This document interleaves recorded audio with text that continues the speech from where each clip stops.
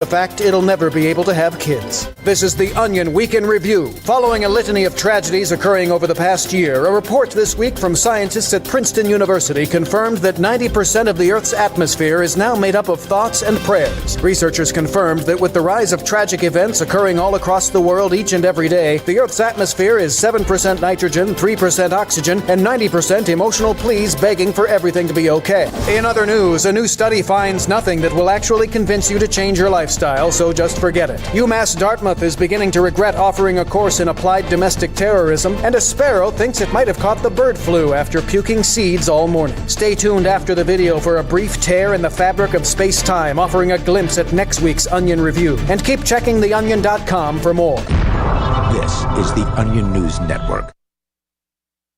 We're still not sure why you'd want to watch, but our video feed is streaming nightly for free at cam.freetalklive.com.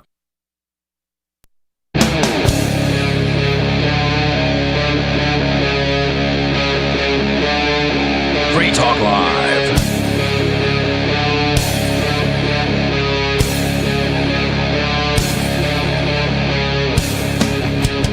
It's Free Talk Live, talk radio that you control. And 603-283-6160. That's 603-283-6160. That's the phone number for you to call to bring up whatever is on your mind. That number is 603-283-6160. And it's Free Talk Live, so you can bring up whatever is on your mind. And right now I need to log into that in order to do it. I think I might be able to just answer this call. So with you on Free Talk Live tonight, you've got me, Bonnie. And the most professional radio co-host, Richie Rich. Hey. Anyways. That wasn't a shot at you. That was a shot at the three knuckleheads on last night. Oh, that's mean. Why were they started? They it. weren't being professional? No, they said that the Free Talk Live doesn't have any professional hosts. Oh, well, that's definitely what Penguin was saying, and I thought that was almost kind of mean, and I did think of you, literally. Appreciate that. Like, Colin asked me who's on the show tonight, and I said Richie Rich, and he's like, oh, is that going to be okay, just you two? And I was like, yeah, Richie was just like the easiest person to do the show with if I had to be alone with someone. The most professional. So, we do have a caller on the line. Let's just go right to the unscreened callers. Unscreened caller, you're on Free Talk Live. What's on your mind? Hey, it's Ridley. Hey, Ridley. What's on your mind, Dave Ridley? So, have you guys heard about this? There's an article in the Union Leader. Apparently, a lady is suing. She's suing the Kearsarge School Board because they refused to let her continue. I guess they silenced her and threatened to call police on her based on her comments. I guess must have been during public comment. I saw the headline. Is this the This isn't the state rep that was silenced, is it? I don't know if she's a state rep or not. Her name is Beth. It looks like Scar or Scare. No, she's not I'm a state not rep. sure exactly how she pronounced it. Middle-aged lady. Well, she looks middle-aged to me, but since I'm getting old, I guess maybe I should say old. But I guess she filed it looks like a federal lawsuit. She said the claim that she was, quote, silenced and threatened with police intervention, unquote, after referring to a transgender athlete on a girls' soccer team as a tall boy, unquote. Well, what's wrong with that? Oh, well, it's not currently in vogue. Depends what state you live in. I guess. If you live in a blue state, that's a girl. If you live in a red state, that's a boy. I don't know. I kind of tend to think that it's school, so they shouldn't be, forcing something on an older woman, like calling somebody that to her is a boy, a girl, like forcing her to do that, just have a conversation when it's pertinent, especially. Yep. I bet the kid wasn't in the school. I'm sorry, go ahead. I bet the kid wasn't in the room at this. At the hearing? No, why would they be? It's one of those there. Town hall hearings. Because a lot of times people like to claim, oh, that's bullying or something, but that can't be bullying. Yeah. I guess it's attorneys from this thing called the Institute for Free Speech, which I have not heard of, but it exists, I guess. And I just have this first part of the article here. I had to take a screenshot of it. I couldn't make a normal copy of it, so I don't know all the other details. And this happened where? Well, they call it, quote, New London-based Kearsarge School Board meeting. So it's New London, New Hampshire, but okay. Yeah, I don't know why it's called Kearsarge School. I've been hearing so much about it because they had a trans, like, boy to girl kid playing in the soccer teams, maybe it was, so they keep getting in the news and stuff like that. Beth also is the one who the town of Nashua allowed there to be this thing where any resident of Nashua could choose the next flag that went up. It was like every month there'd be a flag. Okay. And they had like their Nashua maybe or their New Hampshire flag, but they were letting people put up flags, and somebody put up like the pride flag. Like, so that was like an example of something that went up. But she put the Pine Tree Riot flag. Okay. Or requested it or whatever. And they denied it and gave her the reasoning that it was like divisive or something like that. So people went out there, including me and Zephin, who's also on the show. Okay. It hasn't been in a while. And we flew Pine Tree Riot flags and got the attention of, oh man, I forget what they're called. A free speech advocacy group. And I'm pretty sure Beth won her case. I just don't remember now if she won. But either way. I am generally a trans ally on most things, excluding sports. Mm-hmm. Like, you know, there's, in my opinion, women's sports exists primarily because women can't compete at the same level as men in most sports. Yeah, I just don't care about sports so hard that I literally didn't care at all. But one thing about it is that women started getting actually injured. Like, there's a girl that was actually like harmed, like beyond repair, like paralyzed. Yeah, but that happens to guys in guy sports. Yeah, right? Like, but that's, you know, that doesn't injuries normally happen to girls in volleyball because someone spiked volleyball. Yeah, okay, that's fair. But but you could have a strong girl, right? Like, especially at lower levels, right? For a long time, my niece was a giant compared to her peers, and she played volleyball, and she had to play like in the age group that she was in, and she was literally like a foot taller and probably 50 pounds heavier than everybody else on the court, and just dominated, you know, at the time. And female, right? Yeah, Not but did trans she at all. injure anybody? I don't know. Well, I don't know. I would love to know, like, how often that happens. But she was strong enough where at that age group, she could have injured people as a female, you know, attacking other females just because of the size differential at the time. You know, obviously, you know, hormones and age caught up, and she's no longer the giant. I mean, if she played and she didn't injure people, I don't know if I just want to accept that as truth, you know? Okay. I'm just saying that you can have size differentials in sports and still be the same gender. It's not about height or something. It's about your body is capable of firing the ball harder and faster. Yes. And what I'm saying, at age 12 and age 10 or whatever, age 10 to 12, she was more capable than the other 10 to 12-year-olds. Because of her physicals. No, I guarantee it. I promise you. But you're not saying that you remember she actually paralyzed someone. She didn't I know she didn't paralyze anybody. That's why I just don't know if that's really like well, you can't use that one, you know? Well, what I'm saying is it had nothing to do with gender. Right? She was just bigger. And so if you're just bigger and stronger, then the potential exists whether or not it actually comes to fruition.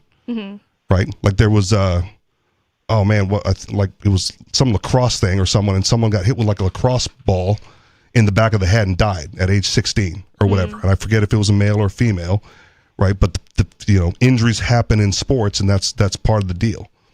So I don't think that if my daughter got paralyzed from a boy spiking a thing, I would just agree like, oh, it could have happened exactly the same if Cindy hit her with a spike. I just don't think I'd agree. Yeah, but if Cindy was bigger and stronger than all the other females, then there might actually be a problem there too. Like my sister's boyfriend, he's so tall. He's like, I guess he's Blackfoot native. Maybe that's why he's tall. Maybe he's not that, but he's super tall.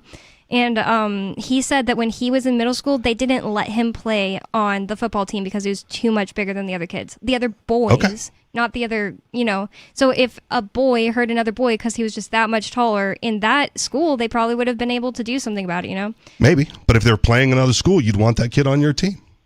Yeah, but not if he was actually literally injuring people. Again, there's, if people are equal, they're not free, and if they're free, they're not equal. You can't discriminate just based on size and strength. No, you absolutely can. That's my whole point. You should be able to discriminate based on this person is dangerously large. Like my sister's boyfriend, it's not like he's like, oh, I am just like torn up to this day about it. Probably just went and did like other things like with his grandpa or whatever. Well, there are other things to do other than sports. Trust me. When it comes to sports, I say that's a weak position then, because if you're big enough and strong enough to dominate, you should. But there's a difference between just like doing well and harming people. Well, it depends if it's a contact sport, man. Like doing well in football is harming people. Like you hit people pretty darn hard, right? Yeah, but there's an amount of harm that's and like hockey. You basically sign up for that, and there's an amount of harm that's like being paralyzed. That doesn't happen common enough that people are like, that just happens during football. Everybody gets paralyzed during football. Everyone doesn't get paralyzed, but people do get paralyzed playing football. That is not an uncommon thing. I don't know that it's common enough that it's exactly the same. If a 6-foot-tall boy hits you and you get paralyzed, it's just like, oh, that happened last week. Cindy did that to Jennifer. Again, not a weekly event, but there's enough paralysis in football where it is an issue. Now we're talking about something that's like, we need stats in front of us. You're definitely pulling an Aria where Aria is like, well, whatever I say is probably statistically correct, and whatever you say is probably not. Like neither of us have stats in front of us, but I've never met someone who's been like, anyone in my family has been paralyzed playing girl-on-girl volleyball, but yet there is this girl 2 years ago got paralyzed because a boy spiked a ball and hit her in the head so hard she was knocked out on the ground. I said knocked up on the ground. Knocked out on the ground, and now she's paralyzed for life. Right. And it's just like, I don't think that would have happened if that boy wasn't playing volleyball with girls. That might be true, but that you can't discriminate against other females. I think I absolutely can and would if I owned a sports team, but the thing is... You would stop a dominant female volleyball player from playing just because she's so much better than the rest? No, not because she's so much better, but because she was so much bigger, especially if it was an age thing. Like the 12-year-olds who most of them have, maybe 12 isn't the right age, but like the 11-year-olds, maybe most of them haven't hit puberty, and maybe one girl just like hit it super early. Yeah. Yeah, I wouldn't mind saying, yeah, that's going to be an unsafe situation for 90% of my people, but not this one. Like, oh, sorry, you just don't get to play sports. It's not the end of the freaking world. Go do ballet, I mean, if you were running the sports organization, that's fine, but I think most sports organizations would want that girl to play. Well. And dominate. I have an actual story of it happening the opposite way, and you are just saying you think somebody would want it that way. I don't think most of the parents would want it that way. But they have the option to take their kid out. It works both ways. Yeah, if you're not good enough to compete, then you're the one who should go do something else. Well, they could. It's not because they're not good enough. It's because most people are expected to be around the same age at the same time. But if somebody gets people are around the same age at the same time, growth spurt early, that's kind of on like, sorry, the whole world doesn't revolve around you. And besides, we're not even talking about that. We're talking about a boy wanting to play in high school sports against girls. At that age, boys catch up and then exceed the size of girls. And one of the first things I said was excluding, I'm an ally excluding sports because I don't want to see it either. Mm-hmm. But I don't think it's because of the injuries necessarily, because again, you can have a dominant female who's bigger, stronger, faster than the rest, who's just better than the average player, and you shouldn't discriminate against them and prevent them from excelling at their sport because nobody else is as good. You're handicapping the best people. Even remotely like happens often. The thing I was talking about was like somebody who hit puberty or just a growth spurt way before everybody else. But as far as like high school, well, if you want an example, then Caster Semenya, right? The track star. She's like born female, all female. Like completely female, has a naturally higher testosterone. So she's bigger, stronger, and faster than everybody else on the track. Mm-hmm. And they handicap her by saying, well, you have to take testosterone reducers. They have to anti-drug her. No, it's not. Playing a game, because she's naturally better. I'm not playing a game. She's done nothing to enhance herself. she's just better. They go like, well, you're too good. She's literally on a drug, whether it's endogenous or not. She's literally on a drug that everybody else is not. We have to chemically handicap you so that other people have a chance, and I think in sports that's nonsense. How can they even prove that she's not putting on topical testosterone? Well, now you're speculating because I'm saying how can she prove to her people that like these are my results and it's not normal? Because the thing is like when you get your hormones tested, your doctor's going to tell you like, oh yeah, there's no way you're getting that done endogenously, like in your own body naturally. Your organs. I'm going to assume that the doctors have done all the work, and that's the conclusion that they came to because that's all the reports that came out. If there's no way to know that, then I definitely don't blame them. If there's no way to know that, like if they can find synthetics in everybody else, if she was running on synthetics, they would find it in her. The thing is, it's not like, oh, this testosterone is natural. This testosterone we tested it and it's not natural. It's the levels. Because basically, when you take a hormone, just shows up in your bloodstream, shows up in your right, and everyone has come to the agreement on the conclusion based on the test that they did run, she has naturally higher levels, and then in order to compete with the women, and then everybody's going to just start doing endogenous or exogenous testosterone and being like, oh, it's just natural, bro. No, because they'll test for it and they'll find that it's not. No, that's what you don't understand. The thing is, my question is there actually like some kind of way for them to know that there's not? Because I don't see how. Everybody could just start doing it. And my answer to you was, I don't know, but I trust every single doctor that has run a test, and they all agree and came to the conclusion that she's just naturally better. I'm sorry that there's just some people that probably can't do contact sports. There's some people that are way too small to do it. Are we going to be like, no, you can't? That's natural. Bonnie should be able to play contact sports with all these behemoth women. That's my point. I've never felt like Bonnie shouldn't play. No, it's not your point. Your point is that if something's natural in somebody, then they should just be allowed to play with everybody else, even if it puts everybody else at an advantage, at a disadvantage. Yes, because it's natural. Yeah, and if you're totally naturally natural weaker, for me to be like, I was like 85 pounds in high school. Yes. So I should just be like, well, since it's natural, I play anyway. Like, you can try out and you will lose because you don't have it in you to win. But I'm just saying it's and the what opposite. We shouldn't do. We shouldn't be artificially making it to where normal people can't, on average, play. No, average people don't play. Sports are for the elite athlete. If you're 85 pounds, you don't get to play. You're the one who goes to take ballet. You're talking about something that's so out of range that they had to. No, you go to tryouts. Yes. But you go to tryouts and you don't get picked because you're not good enough. No, they should also be allowed to not pick somebody because they're too quote unquote good. They should be. You're right, but it's dumb because that's not how sports works. So all you're arguing about right now is like whether or not it's dumb, but I'm talking about like should it be allowed? Like, and I'm saying yes, absolutely be allowed for people to be discriminated against. And you're just saying, well, that's dumb. Yes. All right. Then. Because when it comes to sports, you want the best, and what we shouldn't do is handicap the best because the average person isn't good enough to compete with them. The thing about it is, if it came to a point of being either completely unfair or endangering the other people, like in an irrational amount of way, like everybody understands there's like a risk at playing a sport, let's say like football. Well, some people are like, I will never let my kid play football because everybody knows there's a risk. But if this takes it way out of bounds from even that, then the people who are running this thing have kind of in my opinion, a responsibility to keep somebody out who's going to legitimately like squish all the other people. And again, we're going to disagree because I don't think. But your thing is just saying that's stupid, not saying that it's like right or wrong or anything. Because you're taking the best person out because they're so much better than the rest.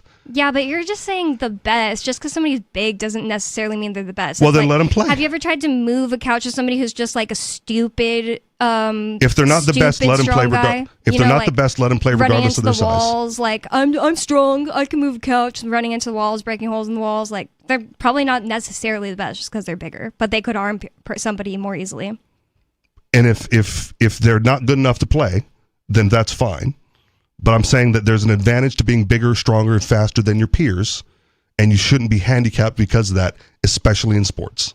I just think, like, you're calling it be handicapped, and I'm saying it's a handicap. Just not be allowed to play. And it's just like, oh, well, like, sorry, you can't play. There's probably kids that have, like, not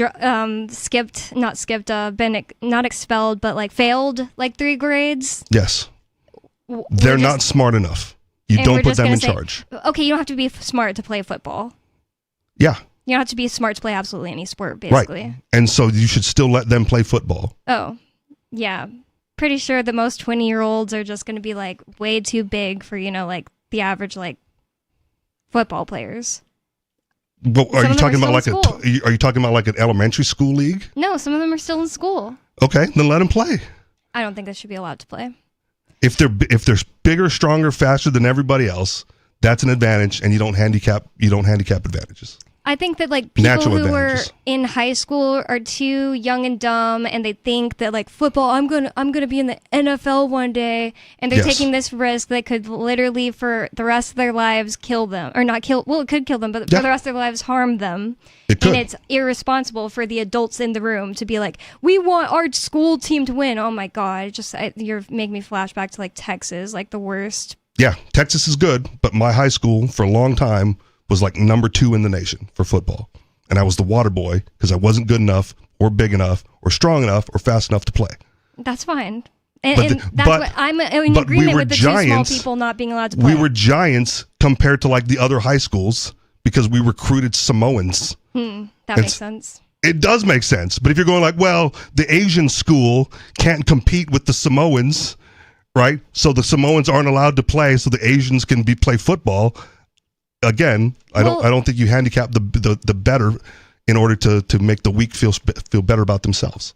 Was that like actually Harrison true? Bergeron. Were other people you played against actually like way smaller than your school? Yes. Well, I think they should be allowed to agree that they wouldn't play against them.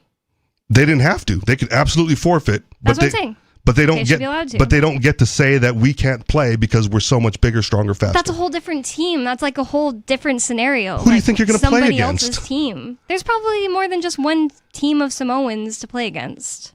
Yeah, there was. We've challenged them in the championship, and it was a much closer game. Another team of Samoans? Yeah. Well, the ones that couldn't afford to go to our school went to the public school, and the ones that got the scholarship to play on our football team got the private school education and the football education. I also think there's probably a closer comparison between like just some white dude and a Samoan than a girl on the other team, even that's a Samoan, and a Samoan. It's just like... Yeah, and again, I'll go back to what I said before at the beginning of this conversation was I'm fine. I wasn't saying it against you. I was just simply saying... I don't think women should be playing in men's leagues unless they're good enough. And the fact is that most women aren't good enough to compete in the men's leagues, and so we've established women's leagues for them.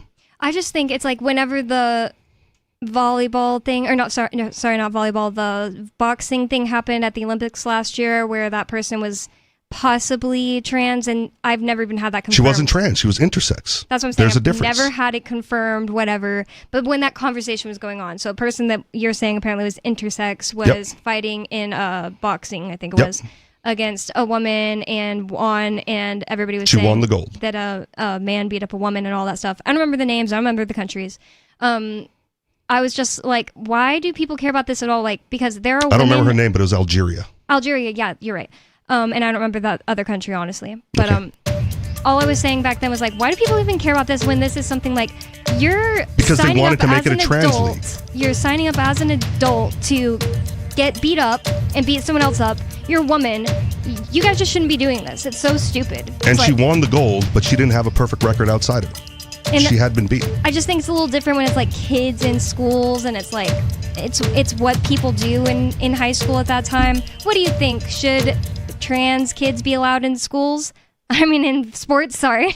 This hour of Free Talk Live is brought to you by Dash Digital Cash. Dash is the cryptocurrency designed to be used for spending. In addition to being one of the world's first cryptocurrencies, Dash was the first crypto project to have a decentralized autonomous organization that to this day continues to improve and promote Dash. Every month, 10% of the mining rewards go into a treasury. Anyone with one Dash to spend can put forward a proposal to the Dash masternodes. The masternodes vet the proposals and decide which ones move forward and are funded by that treasury. Nowadays, DAOs are plentiful, but Dash paved the way by doing it first nearly a decade ago. Dash is one of the oldest cryptocurrencies and is widely available on exchanges, including the decentralized Maya protocol, and in multi-crypto wallets. It's easy to get and use Dash. Start by learning more at dash.org. Thanks to the Dash DAO for sending us 32 Dash per month to promote Dash on the air. Visit dash.org to learn about Dash. Dash.org. From Feature Story News in Washington, I'm Nina Moret-Potts with a look back at the world this week. Russia has made unrealistic demands that go far beyond anything previously discussed, according to Ukrainian sources in Istanbul, who had been meeting with a Russian delegation. Negotiating teams from both sides have been directly discussing the war for the first time this week in person since shortly after Russia's full-scale invasion in 2022. Stuart Smith reports from Kyiv. Various Ukrainian insiders have been updating Ukrainian media on what has happened so far in Istanbul. After an hour of negotiations, they report no significant progress. Sources claim the Russian team is demanding the removal of all Ukrainian troops in the 4 eastern regions of Ukraine that Moscow claims are part of Russia in order to even consider Ukraine's proposal of a 30-day ceasefire.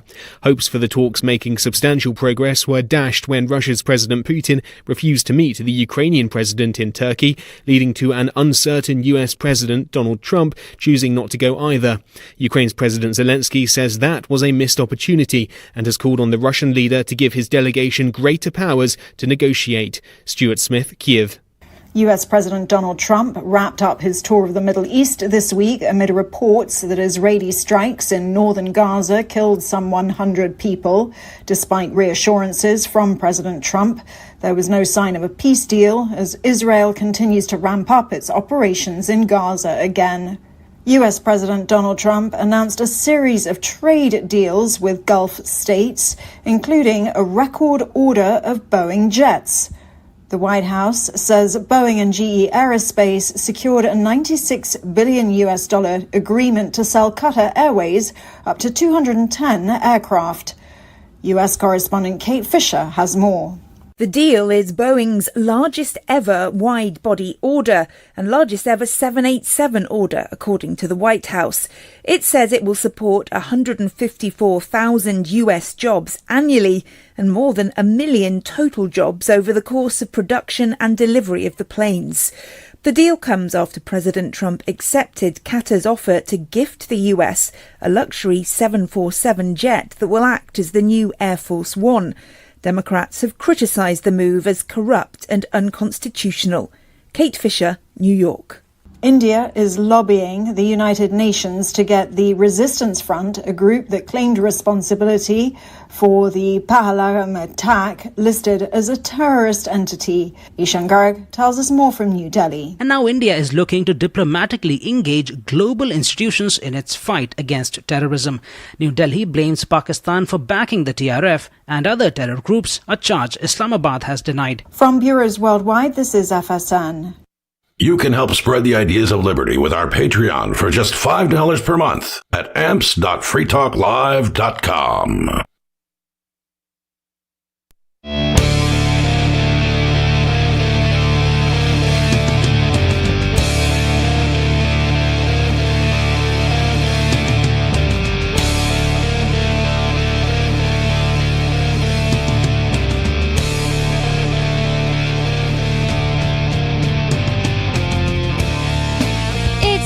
Talk Live, talk radio that you control, and 603-283-6160 is the phone number. That's 603-283-6160. And the largest libertarian camping festival, the Porcupine Freedom Festival, is being held at Rogers Campground in the beautiful White Mountains of New Hampshire this June 16th through the 22nd. PorcFest is the flagship annual event of the Free State Project. This year will feature speakers like Jacob Hornberger of the Future of Freedom Foundation, who's going to discuss Ian Freeman's case, Bob Murphy, Joel Salatin, and our own Jay Noon. Come the weekend before, June 13th through the 15th, for the laid-back pre-PorcFest decentralized party, ForkFest, as well. You can go to porkfest.com, that's PorcFest with a P as in Paul, and you can also go to forkfest.party. That's forkfest with an F as in fire truck. I wrote that, but that's still going to mess me up at some point. So porkfest.com and then forkfest.party to learn more, and we hope to see you there. With you on Free Talk Live tonight, you've got me, Bonnie. And Richie Rich. And Free Talk Live is a call-in talk show that anyone can bring up whatever is on your mind. That's the point. So if you'd like to get in on the conversation with us, bring up something that's on your mind, or change the subject, or tell us we're wrong about what we're talking about, it doesn't matter. It's up to you. That number is 603-283-6160. That's 603-283-6160. And New Jersey is being a hellhole, as it has always been. I'm sure I can say hellhole on the air. It's the Garden State. The Garden State. Yeah, I always have heard that, and I never thought it was any more green or beautiful than, like, honestly, the next state around here. You know, like, everything's green around here. I feel like the most famous thing about New Jersey is its proximity to New York. Right. That's one thing I think about. I think of Jersey Shore, and that was, you know, I was in middle school when Jersey Shore was the thing, so. I've unfortunately seen some episodes. I've seen a lot. Me and my friends used to have, like, sleepovers to watch new ones and stuff. It was an entertaining show. I'll say that. I'm gonna use the term coerced loosely, but I was coerced into watching it because I would go over to my buddy's house to hang out, and his girlfriend would be watching it, and so like that's what's on, man. That's it was just a fascinating train wreck. It's like none of me and my friends wanted to be like them. It was just funny and so stupid. But I still only remember Snooki. Snooki, yeah. Okay. That's the main one I remember. Even all the men are like the same to me. I remember Snooki and Sammy and the one that called herself Meatball. There was one dude that had like a title instead of a name. The Situation. Oh yeah. Okay. Yeah. All right. So I remember that about New Jersey, and I also think of it as being like a statist hellhole. Yeah. During COVID, some people that came up here to visit, there were tons of people that came up to New Hampshire to visit during COVID. That's when I moved here, and the stories that I would hear from all the different states, there were multiple different states that had it really bad. I feel like my stories from just like San Antonio were pretty bad. People thought Texas was probably great, but the cities were not. But one of the worst ones was New Jersey. People were getting their kids taken away for not masking their kids and stuff like that. Wasn't the New Jersey where the gym owner like protested against it? Ian Smith. Okay. Yep, for his Attila's gym. All right, good He memory. went and opened his gym up when the state had closed it. We do have a caller in the line, so we'll get into why New Jersey is statist and a hellhole and horrible whenever after we talk to this caller, unless he wants to talk about how New Jersey is a hellhole. Caller, you're on Free Talk Live. What's on your mind? Jersey Shore is the greatest show of all time. What? No, it's not. Yes, it is. And Snooki and Sammy Sweetheart makes my PV hard, and so did the other one. I forget what her name was. Jen. The Situation? Deanna. The one that called herself Meatball. She was Deanna or Dina or something. I think there was another one. Really? Angelina? Angelina was prettier than Deanna. No, it's the one that lived with Snooki. Oh, JWoww. Yeah. You know way too much names. I'm telling you, I actually watched the show. I believe you. Yeah, it was a good show for the chicks. No, I don't think anybody seriously thought that. Like, I don't think anybody was like, yeah, they're so hot. You think dudes were watching for other dudes? Or you don't think dudes were watching the show? I feel like mostly women were watching. Maybe some dudes were being coerced like you. And maybe there were some dudes like her that thought they were hot. I don't know. I think JWoww was actually like a pretty person. And I actually think Snooki is pretty today. She wasn't back then. And they were just disgusting. Like, you probably ground zero for new diseases. Well, she had big boobs, but I was going to say though that Sammy was probably the hottest one out of all of them. Sammy Sweetheart, you know what I'm talking about? Yeah, she was the one that went away first, right? I don't know. Yeah, I feel like a bunch of them went away though. You know. If you put up names and faces, I would not be able to match any of this. Not even Snooki? Maybe not anymore. Oh, really? Yeah. Current day Snooki looks very different. I think the only reason Snooki sticks out to me, number one, because of her name, and I think she made a few appearances for like WWE. Oh, I thought you were going to say South Park. No, because I foolishly self-boycotted South Park a long time ago, and I regret that. Yep. She was like a monster that would say like, Snooki wants snoo snoo and try to have intercourse with people. Okay. Yeah, that's pretty Turds type of girl. Turds type, right. That's how the average person thought of Snooki, and Turd was like, "Whoa, she's so hot." Well, she was short and had really big boobs. That's what I like. I like feminine. I'm attracted to feminine women, you know. But I still think Sammy was the hottest one. Bonnie, I heard you got bolt-ons. That's the word on the street. What does that mean? Like fake boobs.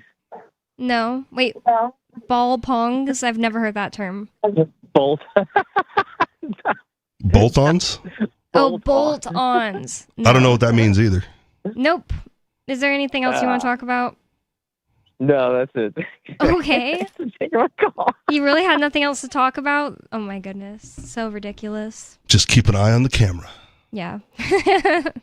But in New Jersey, there's more that makes it a hellhole than just Jersey Shore. So eminent domain issues. Oh no. New Jersey town says small setbacks and stray cats allow it to seize private property. Two business owners say the city of Perth Amboy is using exceedingly flimsy blight allegations to take and potentially demolish their property. Honey Mirzon's parents are Jews from the Soviet Union who moved to the United States in the 1970s to escape religious discrimination. Luis Romero's parents fled Castro's Cuba while he was 8 years old. The two ended up as neighboring business owners at the corner of Smith and Herbert Street in Perth Amboy, New Jersey. It's there that Romero has been running his family's tire shop, Quick Tire, for the past 20 years. Mirzon has owned the 4-unit rental property next door for the past 10.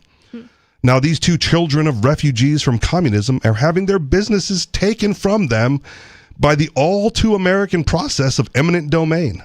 Wow. And they escaped communism for that?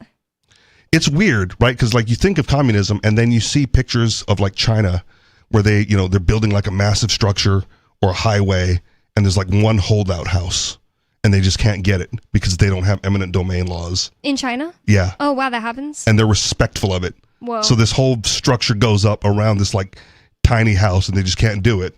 And you know, in America, they would have just crushed that dude. Yeah. But like, oh, those are the communists over there. Last month, the city council of Perth Amboy voted that Mirzon and Romero's properties were not, in fact, comfortable homes or a successful business, but are rather blighted hazards. Because the two buildings are too close together, too close to the street, and have some sign-collected litter and stray cats in the backyard, the city says it's now entitled to take the properties. Mirzon and Romero... Go ahead. Just because there is stray cats and what else in the yard? So the buildings are too close together and they're too close to the street. Mm-hmm. So like, however, that makes them not cozy. Well, makes them a hazard. Oh, okay. According to the city. I was gonna say if coziness levels, that's kind of subjective, but right. Okay. But like, if it's for, number one, if it's too close to the street, who the city had to authorize that initial permit? You would assume. Yeah. Right. So then, no, you're fine building there. Did the city build the street closer to their front door? Because they're actually starting to do that at another property of ours in Keene. That's even worse. Yeah. Yeah. For freaking bike lanes, and I've never even seen a bike driving there. I once got my car towed because they put up a temporary no parking sign in front of my car, and then just like towed it. Whoa. And then Was that in New Hampshire? No. In Hawaii? Yeah. Wow. So I had to pay to get my car back from impound, but I got the ticket dismissed. But like I didn't get my money back from impound. That's horrible. I did, however, steal their sign. Like the fold up road sign with the yellow blinking light or whatever. Mm-hmm. I kept that as restitution payment. Oh my God. So I might have thrown it out when I moved here, but I was like, screw you guys. You're not putting up a sign and then towing my car. So. And then they couldn't use it on other people. Well, I mean, they have infinite amount of signs, but still I kept that one. That one was mine. The Mirzon and Romero strongly object to the idea that their properties are in any way blighted. They argue that the city's report claiming otherwise is riddled with erroneous complaints and fatal factual errors. Nevertheless, the city has moved forward with seizing their properties, which sit right on the edge of a massive city-facilitated warehouse project. Both property owners now face a looming deadline at the end of May, so coming up, to file a lawsuit challenging the seizure. They refuse to answer our calls. They refuse to answer any of our lawyers, said Mirzon. They're waiting for us to go to Superior Court to monetarily drain us until we have no choice but to take whatever they offer us. Wow. Neither Perth Amboy's mayor nor any member of the city council responded to Reason's request for comment. both Mirzan and Romero see a dark irony in their properties being seized by the city, given their family's background. My parents said this is the only way you get on your feet. You have to take a risk. You have to make an investment. You have to leave a legacy for your children, Mirzan tells Reason. This is what happens to the legacy they dreamt of having coming here. It's so horrible that it used to be that you could just make a business in America and better your life and your family's lives, and you didn't have to have that much money to start it. And now they have made it to where that's really hard to do because all of these fees and taxes that you have to start up a business at all, and all these regulations where you might just not be allowed to ever do that business, period. And now they're just going to take the land from these people for... I will say this before you press that button. At least moving to New Hampshire, even though it's a fee you pay to the state, right? You can form an LLC for like $100. And so starting a business, at least in that respect, fairly simple to do here. I don't know if it's really way more expensive than other states. I just don't know. Okay. But when some friends of mine started a business, there was just so many things, and they had to like meet older people who had businesses to even figure out what some of them were. Right. That's the most. And annoying. I just filled out a form online, paid my $100, and have like I want to call it defunct now because I haven't really used it in several years. But it might depend on like what the business is too, like what things you have to do. What things you have to pay? Maybe later, but to start a business. So like I'm now an LLC, $100 and like 15 minutes online. Well, we do have a caller on the line, so let's see what they have to say. Unscreened caller, you're on Free Talk Live. What's on your mind? Thanks for taking my call. I was going to say it sounds like a Jersey thing, right? I don't know. Maybe there's some mob connections involved there. With the city. Maybe some bribing. I'm not 100% sure. There's a gang involved. Maybe, a warehouse thing going on there. Something to do with a warehouse. It kind of makes me think of the mafia or something. Maybe possibly. I think of The Sopranos when I think of New Jersey. But the problem is, if it was a mafia thing, they just would have like extorted them directly, right? Like the mafia, the mafia can't use eminent domain. No, they're trying to get out of the business. They're trying to go legit. Okay. That's the whole point. That's the whole point, right? Okay. Maybe all of the mafia joined the gang called the government. No, it might be New Jersey.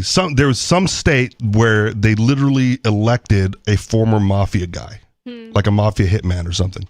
You keep talking. I'll see if I can find it. Was it New Jersey? Have a good night. Okay. Thank you for the call. Never mind. Yeah, I mean there is a gang involved. Yeah, it's the government. Yeah. I'm sure there's been more than one state that's elected a mob or mafia. Illinois. Member. Yeah, wasn't that there were like that crackhead guy in Illinois? I don't remember exactly, but what's the governor? Rod Blagojevich or whatever. I think that's the one that was accused of having mafia or mob connections. Yeah, the whole idea behind eminent domain is just insane because they have their little justifications and they get to decide if those justifications are justified, and then they just get to take your stuff. They get to take your things and your property, and they never have to give them back to you if it's found out that, it wasn't really justified.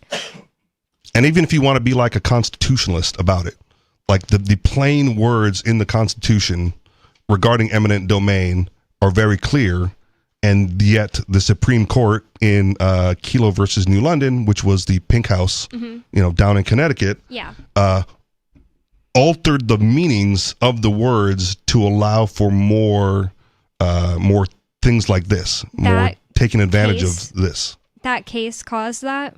Yeah. Wow, I didn't know. Because I'm trying to remember the exact terminology. The terminology in the Constitution is like public use. So it has to be like, whatever you're taking it for has to be, like they're encroaching on your Keene building, right, to build a road. Well, presumably the road is for everybody, right? So they're going to get away with that one because this is public use. In Kelo versus New London, they said they changed it from public use to public benefit, and they weren't taking it for public use. They were taking it to give the land to a private organization who would more efficiently use that land and therefore pay more taxes to the city, and that was for the public benefit because now the city would be taking in more income that they could then use for public projects But that particular piece of parcel was not for public use. It was for the public benefit, and that's what changed. So like, and that's what's so crazy. It's just like that. Just because people could get jobs there, it's just so subjective about what is public benefit. Well, yes, but public use seems very clear. Like roads. More clear, yeah. More clear, yeah. Roads.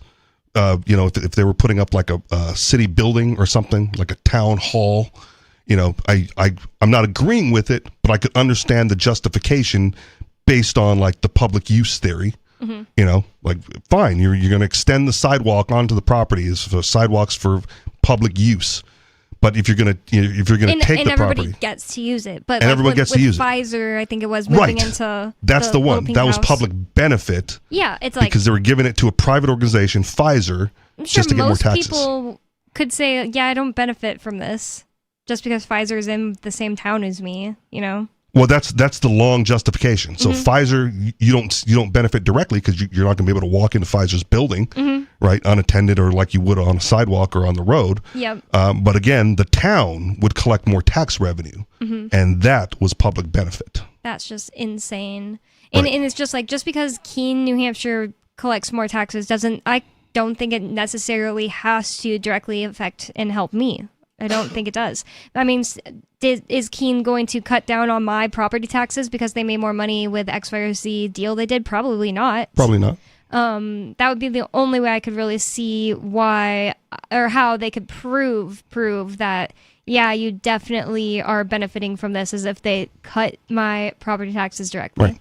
Well, and as a libertarian / anarchist, whatever label you want to use, right, anytime you're giving the state more money is not a good thing. Yeah. Actually, yeah. I could probably prove that it benefits me less if they start going after you for parking ticket, blah, blah, blah. Right. If the state has more income to use, not for you, then they're obviously going to use it against you to rip you off more. And that's why in some form or fashion. Democrats absolutely love that that type of language. They can get people on their side by using that language because it's like the public good, the greater good is what they always love to say. Like there's actually signs in New Hampshire, I don't know if it's a national thing, but I've seen it in New Hampshire, that Democrats will put in their yard that say Democrats for the greater good. Yep. At the expense of the individual. Yep. Yep. Just absolutely brainwashing propaganda. We do have a caller on the line, so I'm going to go to the calls and see what you have on your mind. Unscreened caller, you're on Free Talk Live. What's on your mind? Why is this unscreened? I called from my home phone. This is Gigi. Oh, I just didn't go to the screening page right now. Okay. That's all. Hi, Gigi.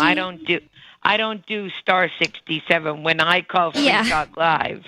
I bet you'd star 69 if the captain was here, though. Ridiculous. Aren't you adorable? You got that right, honey. See? Well, this is Gigi from South Carolina. So cute. You know me, don't you? Wherever the captain is in his RV, wandering about the countryside, I wish him a safe journey, and I miss his contributions very much. I adored him. Gallivanting, as he liked to say. Well, would you say he was very professional, Gigi? I beg your pardon? Would you say the captain was very professional as a host of Free Talk Live? He had a wicked sense of humor. All right. But he was very bright. I loved his I loved that he had a great sense of humor. He was into current events like me, and I learned a lot from him on economics and business like I do with you, because I don't have a background in that, and I like to listen and learn from people. Can't know everything in life. Unless you're Donald Trump. At Social Sunday, I was talking to people at the table, and we were all saying, like, yes, there were tons of people that Captain was their favorite show to watch and everything, and I don't know why Penguins seems to think he was, quote, unprofessional. I don't know. I don't share that opinion. Right. I don't share that opinion I think at all. that Penguin just compares everyone to Ian and Mark, and that's all. You know, like, there are people who, like, nothing will ever get better than their favorite X, Y, or Z thing, and it's, like, nostalgic to them. Yes. And I think that's what it is for Penguin. I'm there, too, right? Like, Mark and Ian, or Ian and Mark are 1 and 2. You know that. Yeah. You're always a gentleman. You have a wonderful open and inclusive mind, except when it comes to the death penalty. What?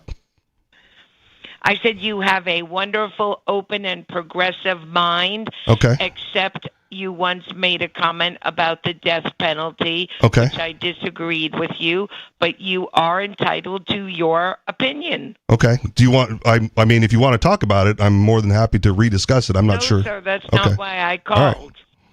We can respectfully disagree. In any event, isn't it wonderful that 7 of the justices, including the Supreme Court justice, voted commenting specifically on what I said when I called last week regarding the lack of due process and the critical importance of habeas corpus pertaining to this administration's reinstating the 1789 Alien and Sedition Act. Deport, deport, deport, guilty prior to any type of time in court to plead your case and hear what a charge or charges are levied against you. Yeah. I am a happy woman today. So I did read an article on this, and one of the positions raised or concerns raised was that when in making their decision, like I think you're right, they got the decision right, but they left some things like ambiguous. So they said like, oh, I agree with you. Yes, but I think there was a reason as to why. Okay, go on. And again, it's just my opinion. I could be wrong, both technically as well as legally. I feel that the ambiguous. Wait, am I saying it right? Ambiguity. Yes, sir. Thank you. The ambiguity was purposely left blank in terms of broad general because they took it on an emergency appeal, but many of the justices made comments in the oral arguments. This should have gone through the proper appellate channels. Okay. So you think they'll revisit it then? Because what you don't want from the Supreme Court is ambiguity. Like it's got to be cut and dry when they make their decisions. So you know. I think it'll go back down to the lower courts. I could be wrong, and you could be correct. I just don't like ambiguity when it comes from the Supreme Court.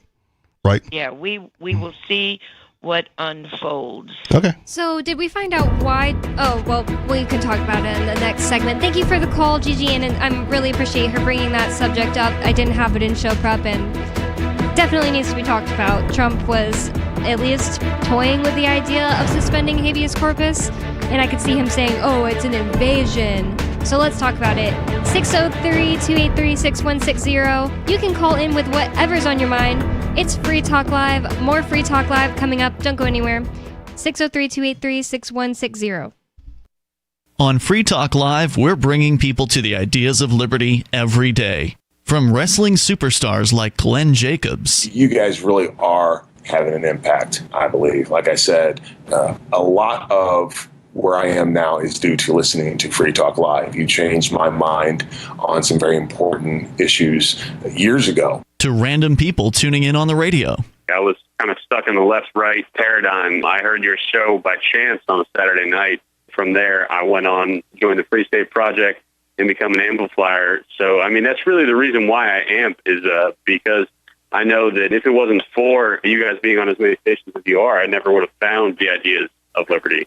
You can help more people hear the message of liberty by joining Free Talk Live's AMPS program on Patreon for as little as $5 a month. And you'll get access to special perks. Visit amps.freetalklive.com, amps.freetalklive.com.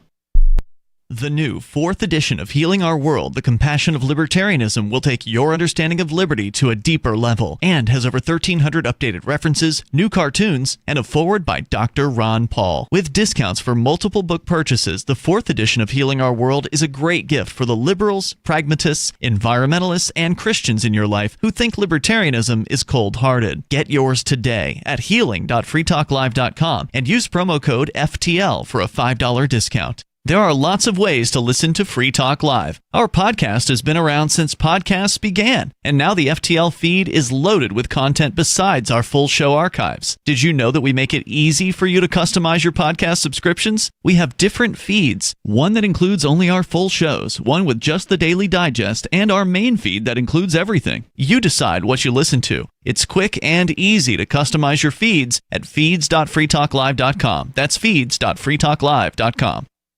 You're listening to the live edition of Free Talk Live. Hour number 2 is next, after the news, here on the Liberty Radio Network at LRN.FM. From Feature Story News in Washington, I'm Nina Moret-Potts with a look back at the world this week.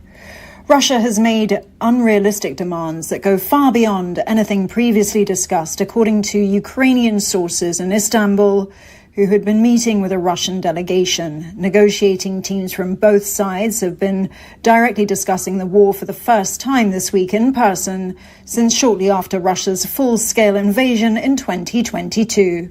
Stuart Smith reports from Kyiv.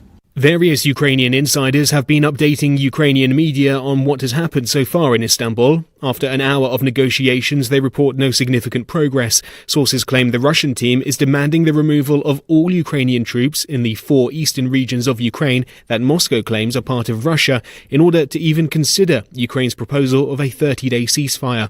Hopes for the talks making substantial progress were dashed when Russia's President Putin refused to meet the Ukrainian president in Turkey, leading to an uncertain US President Donald Trump choosing not to go either.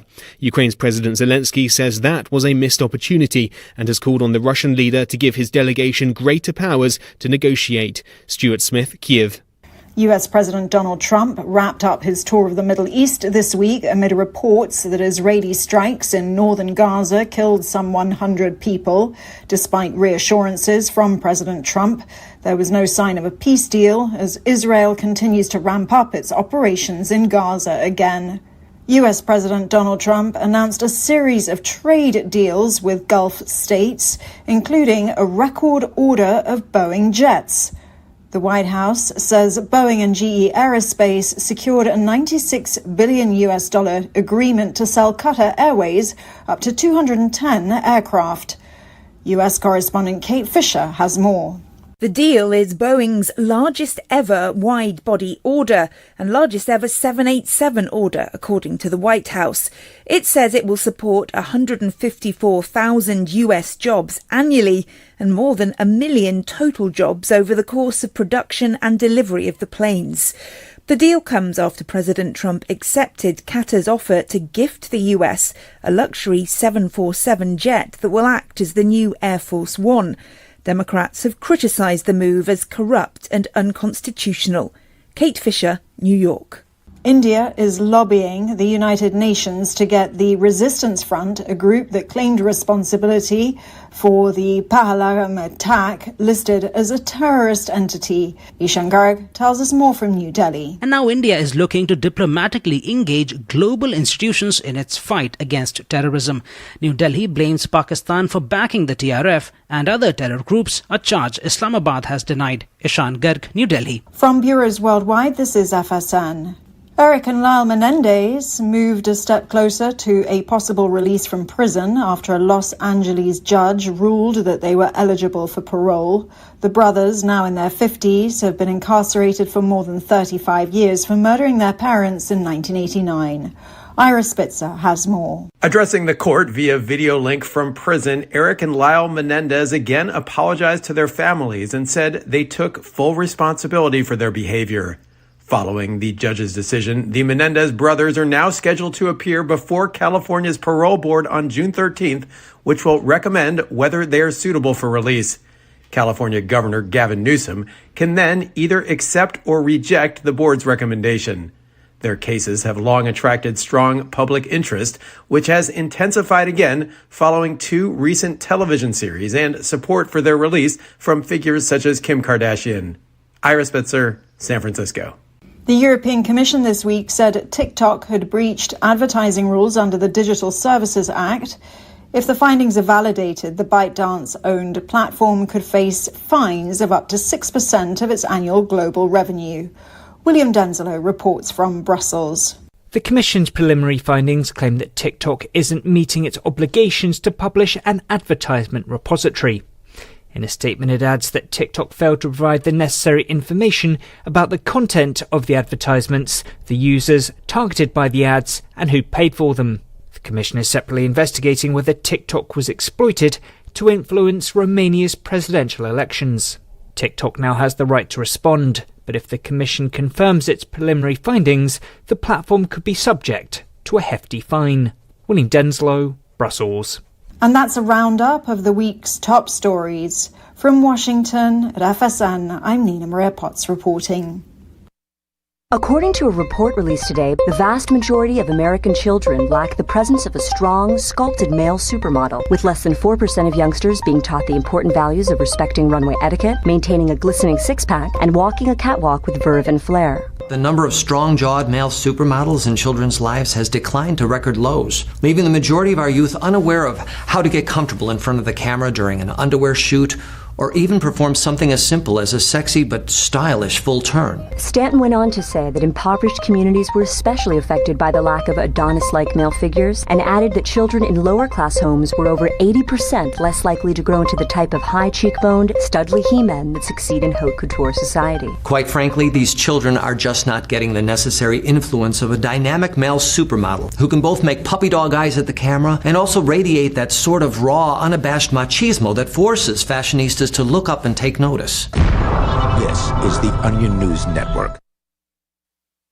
Yep, we still do email. Drop your email address in the entry box at freetalklive.com, and you'll be kept in the loop with Free Talk Live.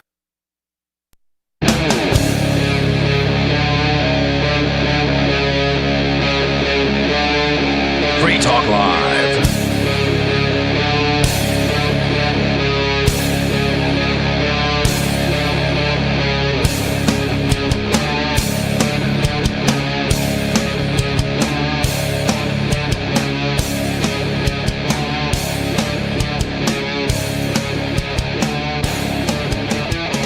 It's Free Talk Live, talk radio that you control, and 603-283-6160 is the phone number. That's 603-283-6160, and Free Talk Live is brought to you by LibertyMinded.com. Official Free Talk Live gear like t-shirts and hoodies are available at LibertyMinded.com. Plus, you'll find a unique collection of cool and funny liberty-oriented clothing at LibertyMinded.com. That's LibertyMinded.com. And with you on Free Talk Live tonight, you've got me, Bonnie. And Richie Rich. And we really didn't spend enough time on the fact that this town in New Jersey is taking property from people for such silly reasons, because they can basically make up anything because they've made the parameter so large and vague. Right. And one of the reasons is that stray cats, like, in the backyard, live in the property, right. Live on the on the land. It's like stray cats don't just live in any one yard; they go all over. Yeah. They probably like sat around for hours, like, oh, what can we get on these people? And a cat goes by, and they're like, yo, there's something, stray cat in the yard. Right. I mean, stray cats walk through my yard all the time, but I don't have one. And the other two, right? There was like there's three main things. The stray cats was one of them. The other one was too close together and too close to like the edge of the property, right, to the road. Yeah. And the point for those is like, well, again, I don't think they built this without getting a permit. Mm-hmm. Right. So someone from the city went like, yeah, no problem. Yep. Check. At some you point. can do it at some point. Right. So to come back and say like, well, it's too close to the road. Then we could just take it. And we can take it now. Like, dude, you let them put it too close. The time to address that was when they were getting the permit. Yeah. What thing that you've gotten a permit for, can the government just come and say, well, now we could take your whole property because you did this thing that you got a permit for? Clearly, because they're doing it in New Jersey. Mm-hmm. My parents said, back to the article, my parents said, this is the only way you get on your feet. Oh, I read that one already. This is what happens to the legacy they dreamt of having come here. The reason my parents left Cuba. What country was it? Oh, Cuba. One of them was from Cuba. I forget where the other one was from. I can scroll up in a minute. Another hellhole. Right. Communist hellhole. The reason my parents left Cuba is the system, how it was. They just come to your home, say, we want this property. You have to get out, says Romero. Here, it's done legally. Make way for getaway. In April 2024, Perth Amboy Mayor Helman Kaba and members of the city council gathered a few houses down from Mirzan and Romero's properties on Smith Street for a little demolition work. The occasion was a press conference to announce the beginning of the city's Gateway redevelopment project. For 2 decades, Perth Amboy has been plotting a conversion of the town's waterfront and former industrial areas into a more desirable mix of apartments, recreational space, and logistics businesses. Gateway, a joint project between the city's redevelopment agency and Denver-based developer Viridian Partners, was the latest stage in this massive government-led reinvention of Perth Amboy. So again, much like the Kilo case, not for public use, right? For private use that they're going to justify by saying public benefit because, it's so much more beautiful here now with this redevelopment. That's ridiculous. Even beauty is subjective. In a way, subjective. No, it's objective. I think that it's at least partially objective, but I mean, then there's like opinion does, weigh in. It's like I could say that I think it's more beautiful in the desert than the green, lush river. Like no one can argue that. Yeah. Too bad he already called in, but Turd Ferguson has definitely different beauty standards than other people. Yeah, he loves Snooki. Right. That's his number one fave. Okay. But symmetry is a big part of it. When they go like, when we're measuring objective beauty, symmetry is a big part of it. But I also had like a buddy once tell me, he's like, Rich, I know your type. I'm like, what's my type? He's like, dude, you like tall, white, ugly chicks. I'm like, what? Okay. I'm like, I don't think they're ugly. That's the difference. Yeah. Right? It's all like, you're like, subjective. ooh, ugly chicks. Yeah, no. I wonder if anybody is. No. Again, not to me. But to him, yes. Except the one time. So I was working with him at a salad restaurant, and this chick that I thought was hot, she was a model. Like, she had modeled in like car magazines. And he comes walking out of the back area with the clean dishes to put away because he was doing the dishwasher duties, and he like stared at her and just froze, like just complete like like eyes and mouth agape, glazed over. Glazed I'm like, over. Dude, you obviously think she's hot too. Like you can't tell me that she's ugly and then like that's your reaction to seeing her walk in is to just freeze in your spot. Dang. And he did not like me bringing that up in front of his girlfriend. Uh-oh. But whatever. Did in front of his girlfriend. Of course I did, because screw that guy. Telling me like, I know your type. And like, dude, you were checking her out too. Yeah, everybody you date is ugly. Right. Well, do you want to go to the phones? Sure, we can pause. We have a caller on the line, so I'm going to go to an unscreened caller. You're on Free Talk Live. What's on your mind? I do not like now I regret saying and this. ham. I do not like them. Sam I Am. Okay. Logic in One Lesson by Dr. Seuss Hazlitt. What color is the ham? It was green, right? If I don't know. remember. Is it? Have you read the book? I've read the book, clearly. I want to make absolutely sure, but I'm I'm not pretty talking sure it's about green. I'm not talking about like the illustration in the book. I'm talking about when you hear the phrase green eggs and ham, what color is the ham? Well, I would think green. Yeah, it's Okay. green in the book too. I just made Okay. sure. So if you wanted green eggs and normal colored ham, how would you phrase that? Oh, I see. Green eggs and normal colored ham. I imagined it green, eggs and ham. So I think that's how I've always thought an of it. appropriate use of a comma Green then. distributes. What's that? The green distributes. It's green eggs and ham, not green eggs and ham. Right. So my question has always been, if you wanted green eggs and normal colored ham, how would you phrase that differently? I don't see why you would put a comma. Green I think eggs it would just, you and wouldn't ham. be able to know until someone clarified. So where's the comma, Skeeter? After eggs, green eggs, comma, and ham? I don't think it's it's not appropriate formal, for any... So an Oxford comma would be necessary. No, an Oxford comma is It's when not there's formal, more so than... it's ambiguous. Yeah, when there's more than one thing. Or, sorry, more than two things. But this is the whole point.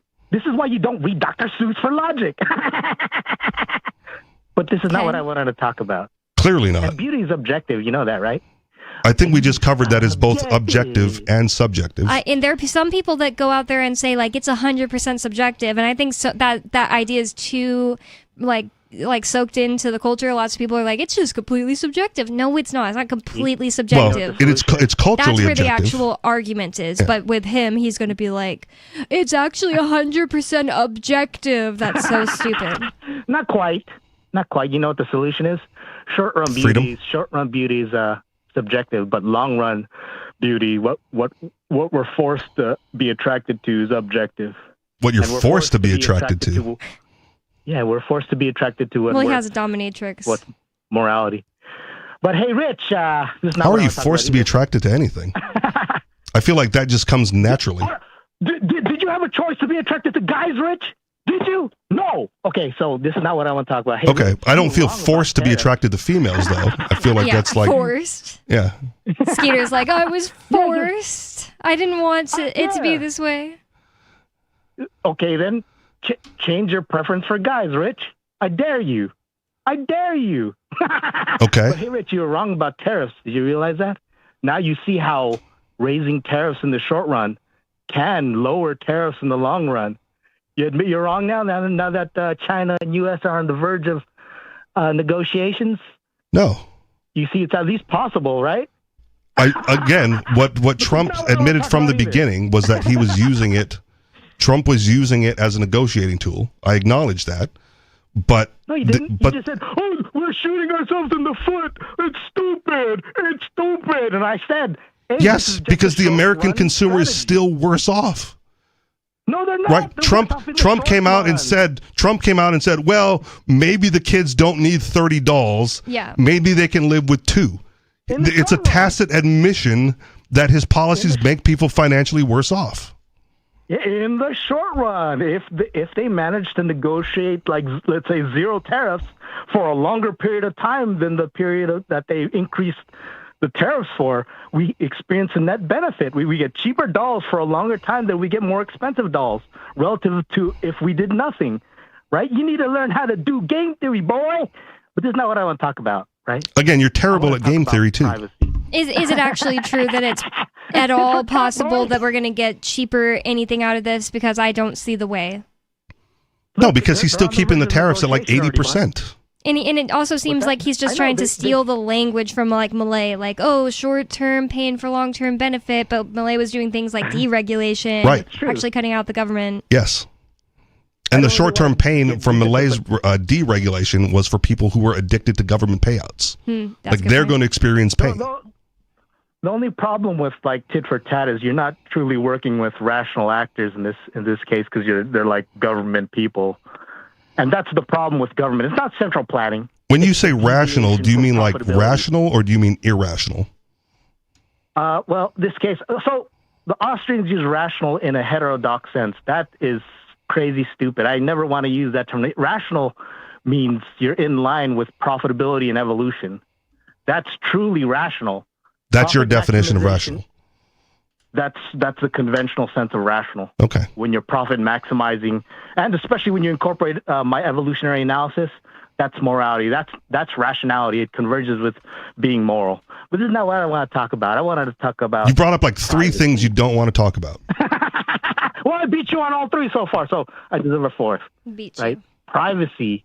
I was talking about in the chat. They said someone said money is the root of all evil, but that's wrong. That's not even the whole quote. Is it the love of money? Yes. The love of money is third of all evil. Well, that's wrong too. It's privacy that's the root of all evil. Wow, that's You stupid. realize that, right? It is. It's privacy. What about the makes evil money. that's done right in the open? Can't be the root of What's that. I said, what about the evil that's done right in the open? It can't be the evil. The root of that evil.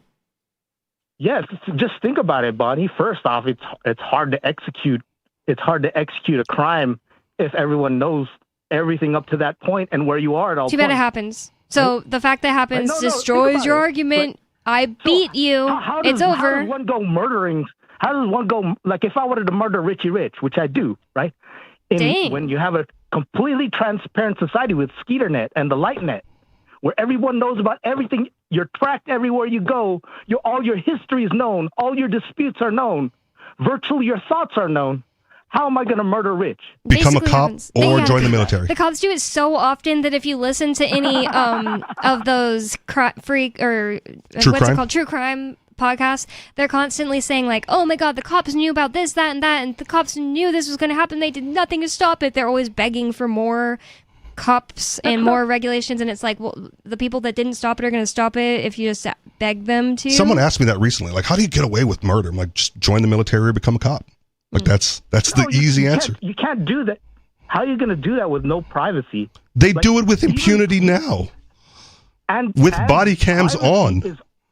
like I've switched one of my positions. Well, I've actually just altered it slightly, but I think privacy can destroy democracy itself. It's not even accelerationism maybe the second half of the strategy, but privacy, if you destroy privacy right now by creating the light net, right? Skeeter net, where everybody is almost forced to participate. It's voluntary at first, but so imagine this, right? So my vision is for the light net, right? It's the opposite of the dark net. It's where all information is available for anybody, all history, any revision to any website, all that stuff is there for everyone to see, all your medical records. So at first, you have to opt in, right? At first, of course, because it has to work. It's like a virus, right? It has to work. Yes, your idea is like a virus. System. Yes, and it'll spread like one because evolution will select for it, right? Once, and then it will die like one. Adopting it, because that's also evolutionary. But this is where the money's. So a light net. The light net will serve all major infrastructure for any economy. Imagine this: Skeeterpedia, Skeeter Bay, right, and Skeeter Coin, right? I feel like this is the plot to Hot Tub Time Machine, where he goes back in time and like creates Lugal. Yeah, I don't know. Oh, watch it. Put that on the list, Bonnie. I'm talking about the ultimate form of the internet. You're talking about the ultimate form of like openness and non-privacy, but it's opt-in, so I've already opted out and I'm not part of it. So If we're still talking about is it the root of all evil, and you're saying privacy is, somebody can decide in the middle of walking on the street that they want to kill somebody and do it right there in the open. So your and they do it in New York. Yeah, it's just over. It would have to be. It would almost Just have over. to be random, though, Bonnie. I mean, no one. Most murders are random. That's not true. Huh? No. Oh yeah. Wait. It's the opposite. Sorry. Most murders are calculated already. My bad. Yeah, or acts of passion. Passion. So they wouldn't like happen That again. would be hard to do, right? But there are lots of passion random murders happening all the time recently. So Yes. not most, but it actually happens pretty often. First off, even if you could get away with a random murder, you couldn't. I mean, even if you could execute a random murder, It doesn't. You're just trying to change the subject again because I didn't say anything about somebody getting away with it. It's like the evil is done when that person's murdered, unless you disagree because you want to murder Richie Rich. Like a school shooting. That's what I'm saying. That They happens know all who the it time. is. It happens way too often. That one in New York, that person said he just went to a store and said there's too many black people and started shooting. Yeah. What? Yeah, but imagine. I'm just kind of done with this conversation. It's boring. Bye. Bye, Skeeter. You're boring. Doesn't really even matter if we decide like that the root of all evil is something else other than what it is. It's just like The root of all evil is privacy. So if you eliminate privacy, then you eliminate evil. But that's clearly not the case. Yep. Because again, my example of cops and military, right? They kill and rape and murder like with impunity already. And there's no privacy. They just get away with it. Yep. And if you want, if there's like, They if you're brag worried about about repercussions, right? Like school shooters, the random attacks, like during COVID when people in New York were just like, oh, we're just going to like bash people who are Asian. Oh, yeah. Just because they happen to be Asian. Yeah. Right? Like the privacy is not going to prevent that, or lack of privacy is not going to prevent that. Yeah. They're just, it's random, man. There's like cameras everywhere in New York. That's one of, libertarians, anarchists, whatever, we get accused of like wanting like a utopian society where none of this bad stuff happens. It's like, no, we want the voluntarism. We want people to obey the non-aggression principle, but that doesn't mean that those random acts of violence aren't going to occur. There just has to be ways to prevent it or, adjudicate after the fact. And also just there shouldn't be a framework for people to opt into doing bad stuff and not get with impunity. Right. You So wouldn't have it's that. Honestly, I believe that there would still be bad things happening, but it would naturally happen less often. Yep. And that there wouldn't be this unnatural system where people have an incentive to do bad things. Right. Once you form a government based on those coercive tenets, right, you guarantee that there's going to be some violence and coercion in the system. Well, we hung up on Skeeter, but 603-283-6160 is the phone number if you'd like to bring up whatever's on your mind. Tell us we're wrong about what we're saying, or you could totally change the subject. It's up to you because it's Free Talk Live, but more from this story about this company in New Jersey that the government is just working with to steal land from people whose parents came here from Cuba and escaped communism, and they just wanted to create a business and make better lives for themselves. Well, now communist New Jersey is going to take their businesses' land. I'm going to say fascist New Jersey. Yeah. Because they're giving it to private industry. Yeah, that's a good point. They're working together. Gateway, a joint project between the city's redevelopment agency and Denver-based developer Viridian Partners, was the latest stage in this massive government-led reinvention of Perth Amboy. Viridian Partners had promised to invest $110 million in cleaning up the 44-acre Gateway site that would eventually become a massive warehouse and parkland. But first, some old buildings on the edge of the site had to be torn down. This key entrance to our city, once tarnished by decay, is now the focal point of our redevelopment efforts. And that's like every big city. There's even like a South Park joke about this, how they take Kenny's rundown house because he's poor. Yep. And they turned it into like downtown South Park, and it means downtown South Park. And they turn the crappy part and make it like trendy, and they still keep Kenny's house, and it's like, oh, over by the house, and it's like the historic district. Yeah, the historic district. It's like all big cities are doing this. It's just gentrification, and they're trying to make it cool. And it's like, oh, it's so cool that there's like this nice pizza shop, and then right next door is like the projects, and like and the next block is crackheads. Oh, it's so cool. But yeah, every big city is doing that now. Now, ironically, right, if they wanted to buy the land and develop it and offer fair price to the previous owner, or at least make them an offer, right, they should be able to do that. Mm-hmm. Hey, we're doing this project, and it's always like the last mile problem, right? The last holdout's going to get the biggest payout because you can't finish it unless you pay them off huge. So, like, what do you do about that? And Disney solved that problem years ago. You just try to not let them all know what you're doing. That's what Disney did. Oh. Like in order to build like Disney World, I don't have all the facts off the top of my head, but in order to build Disney World, Disney set up like a dozen shell corporations and bought up all the land that they needed under like the guise of all these shell corporations. Whoa. And then built Disney World on it, because they knew that if there was one company buying up all the land, someone would hold out. And in order to avoid that, they created mini corporations to get the land. That's so interesting. I wonder, because I've been hearing that like Elon Musk wants to create a little town, and so does Jeff Bezos. I wonder if they're going to take that. They'd be smart to keep their mouth shut until they're ready to do it. Like announcing it up front is a bad thing to do unless they're willing to pay. Or, because it's Elon Musk and he's in bed with the president, right? He'll just eminent domain whatever he needs to get that last mile problem taken care of. Yeah, apparently the Elon Musk one is going to be like people living on it on 69th and 420th Streets and stuff like that. I don't really know, but people are going to be living on it. It's not unheard of, right? Like there are old country songs about like the company store, right? You work for the company, you live nearby, you go to work, you commute, and you buy everything internally. Like it's not a new phenomenon to do this. He's just doing it on a grander scale. The point I was driving at earlier, though, was, it'd be okay if, in fairness, to be like, hey, we want to offer you this money because we want the land, right? And you can say yes or no. But when the Palisades fires in California happened, right, and the fires in Maui happened, the government prevented people from selling the land to developers, right? They went the other way.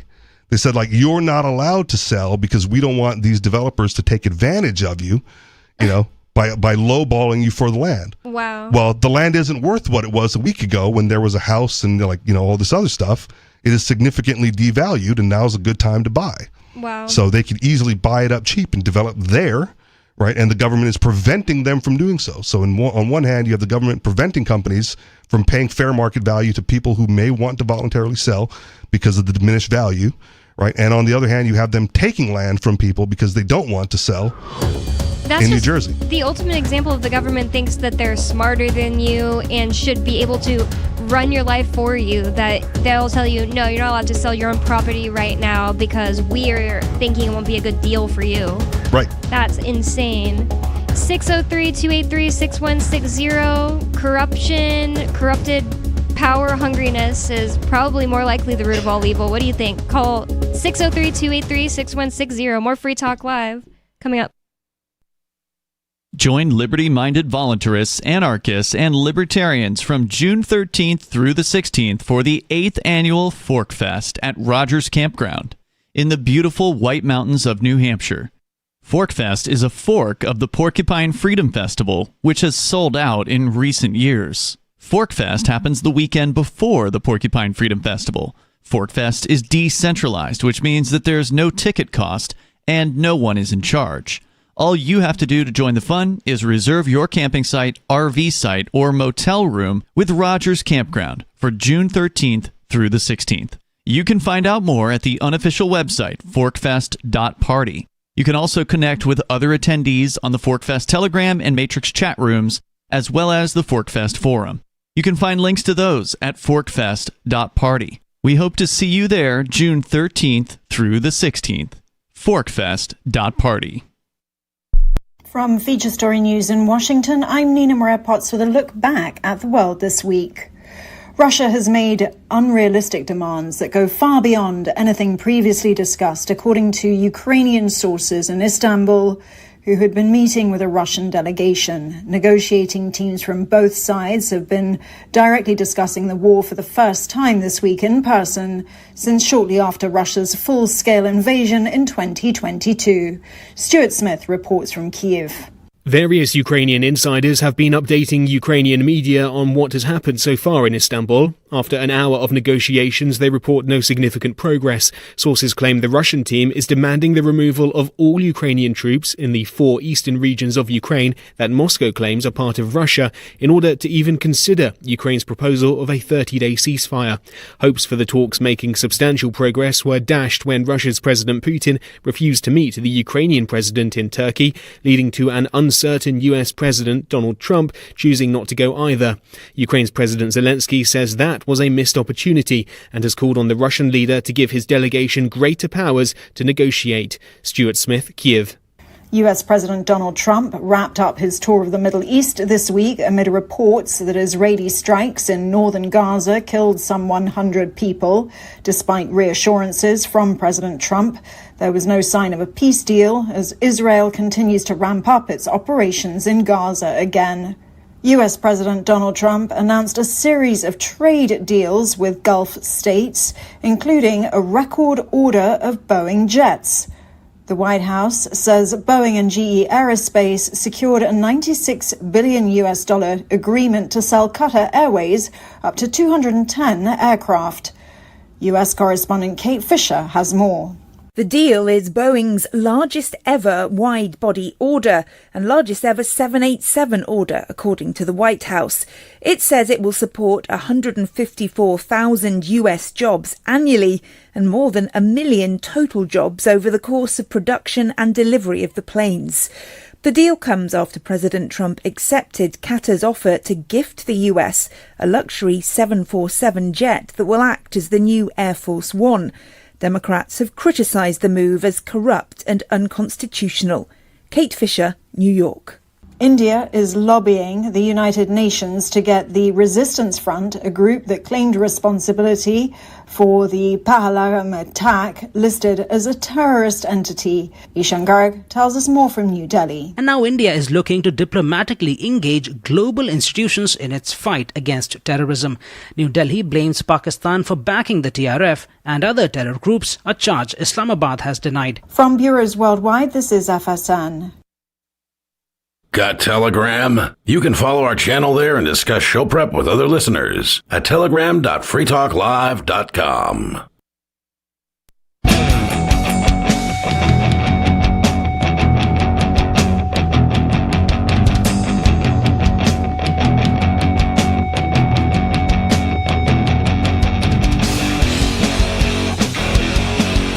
It's Free Talk Live, talk radio that you control.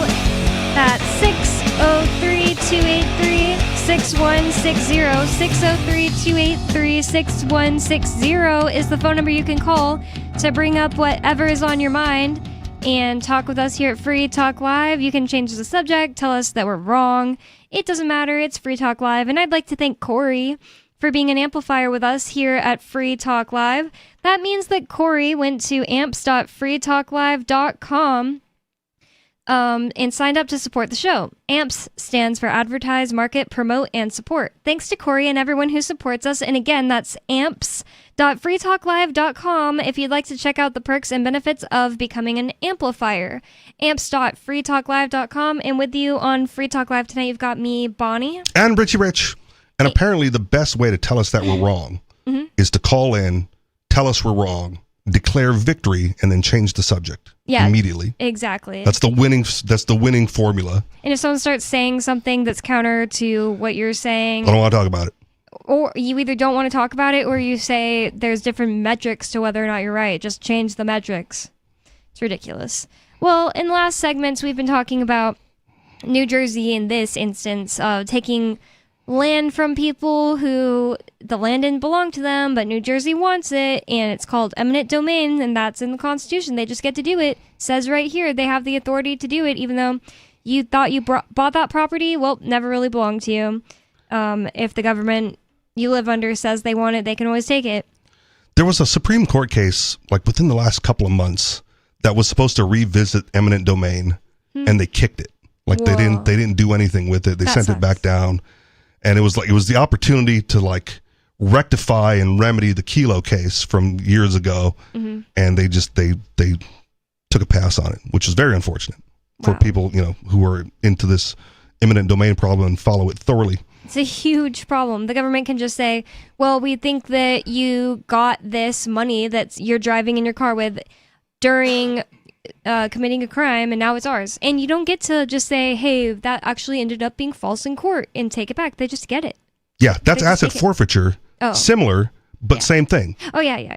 I was thinking it's the same thing, but it's similar. It's very similar. One's for and it doesn't have to be a crime. They can just like assume it's part of a crime. Like, that's what I'm saying. Even if you prove it wasn't a part of a crime, it doesn't matter. There was one story that sticks out in my head several years ago. It was a dude who ran a trucking company, and he was going across state line to buy a new truck for his trucking company. So he had like $50,000 in cash to go buy this truck, from wherever to wherever. And he got stopped on his way. Oh, no. And they stole the cash because why would you have $50,000 in cash?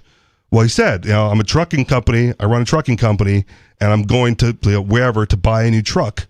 And they went, no, it's drugs. It's definitely drugs. Wow. And they just stole it.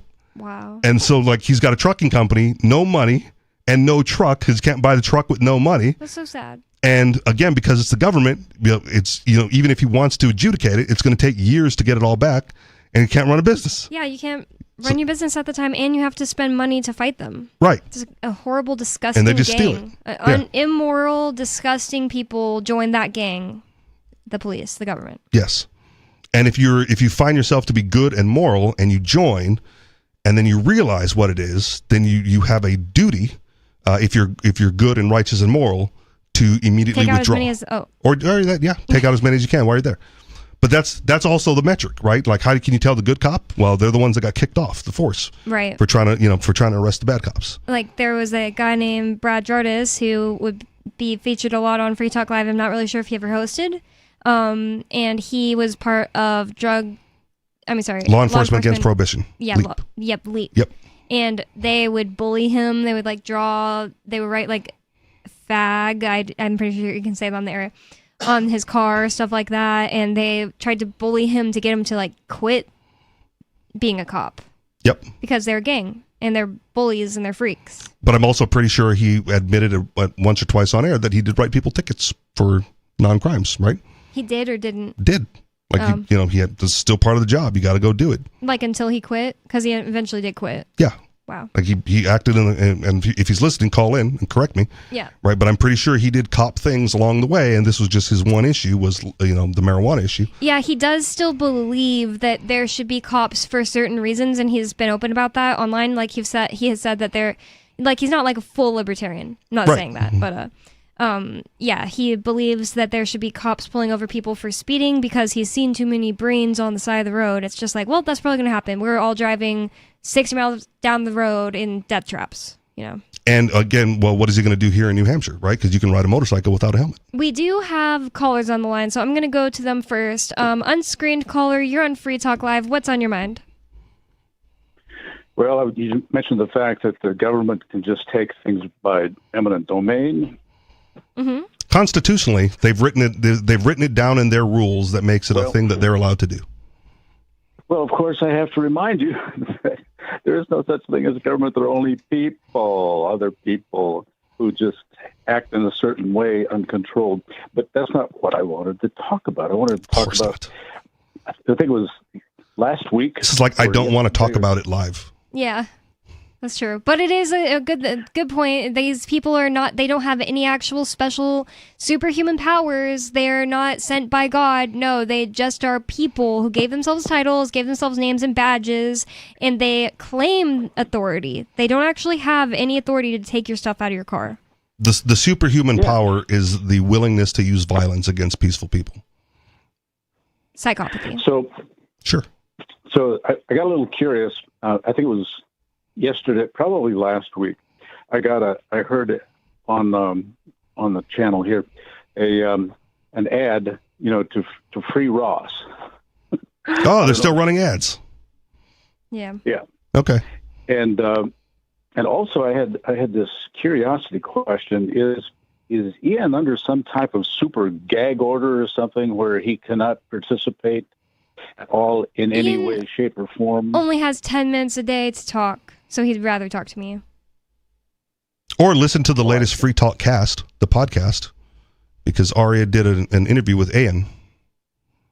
It's funny how you say it. Yeah, because I was thinking I'm more subtle about it than Aria. Fun. It's kind of fun when I hear him on commercials and stuff like that. I agree. Yeah, look up the latest Free Talk cast. You'll be able to hear him. Okay. And then, let's see.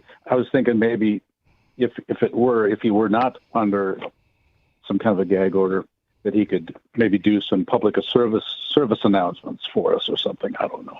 Yep. Anyway. All in the works. Again, I'll direct everyone listening and you again to the latest Free Talk cast. Aria's production. Free Talk cast. Okay. Yep. It should be in the main podcast feed for Free Talk Live, but it's also its own separate thing. So however you find it, I don't know all the outlets. You can go to the Free Talk Live SoundCloud to easily find it. Okay. And on YouTube. I think that one's still on YouTube. Okay. And where's that petition these days? Oh, freeiannow.org. It'll say right at the top of the page, sign the petition. Okay. Is that scheduled to be delivered at some point? I don't really think it's scheduled. I think that you were able to just keep saying, like, hey, look, Trump, look at this. Because, yeah, it didn't get delivered for Ross necessarily. But his mom said that she does think it was a deciding helpful factor. It's a movement. Something you can show someone people are behind it. The Free Ian petition is more of a movement than it is an actual document. Right? If you can direct Trump to show, like, hey, look at all these people who are signing this petition to free him, right? You don't actually have to deliver all those signatures. It's just more publicity to get attention drawn to it. Okay.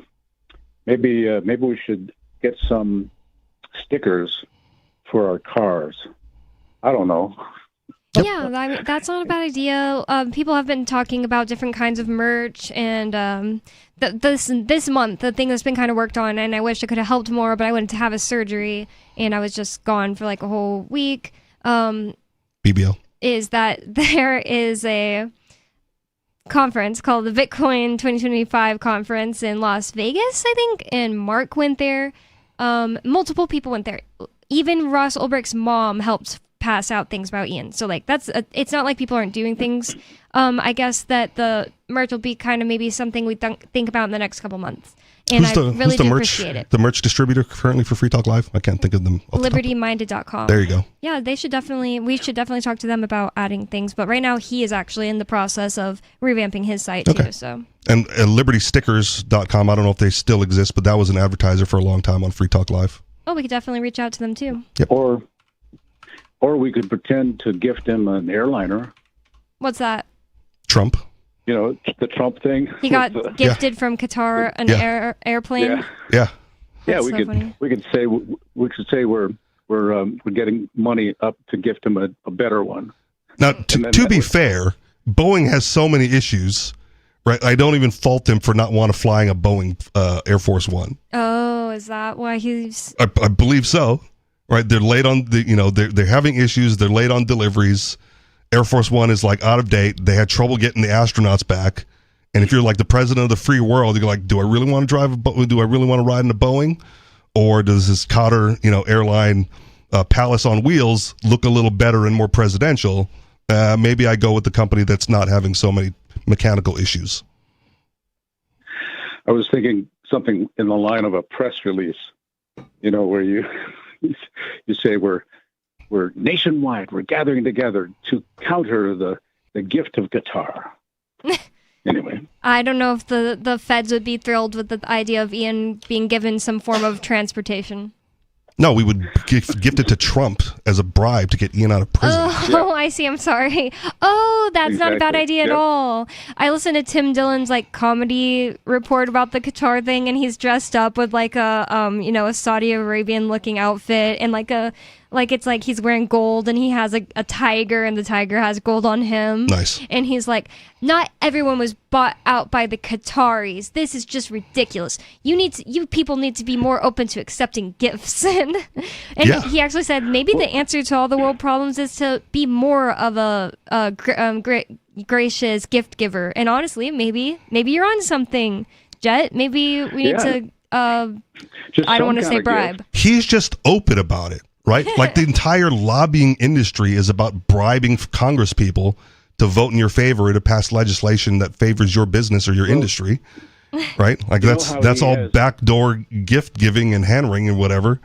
He's just open about it. Maybe Israel needs to think about what kind of gift they want to give Trump, and then we'll all benefit. Yeah. I mean, like Thomas Massey said, everyone's got all of his other Congress critters. They all have AIPAC guys. Like they're all beholden to Israel anyway. Yeah, he has his own shoes. At one point, he has his own coins, and now, of course, the cryptocurrency and all that. There's got to be something we could come up with, like I don't know, a tie. I don't know, anything. A new tie, a new set of shoes. I don't know. It's just a kind of gift to get it into the press. For Trump, I think it'd have to be made of gold. Trump branded suit where the pinstripes say Trump. So you have to get really close to see it. Oh, nice. Yeah. Okay. Yeah. Made of Sounds good. Bitcoin Well, Casacious coins. No, you destroy them.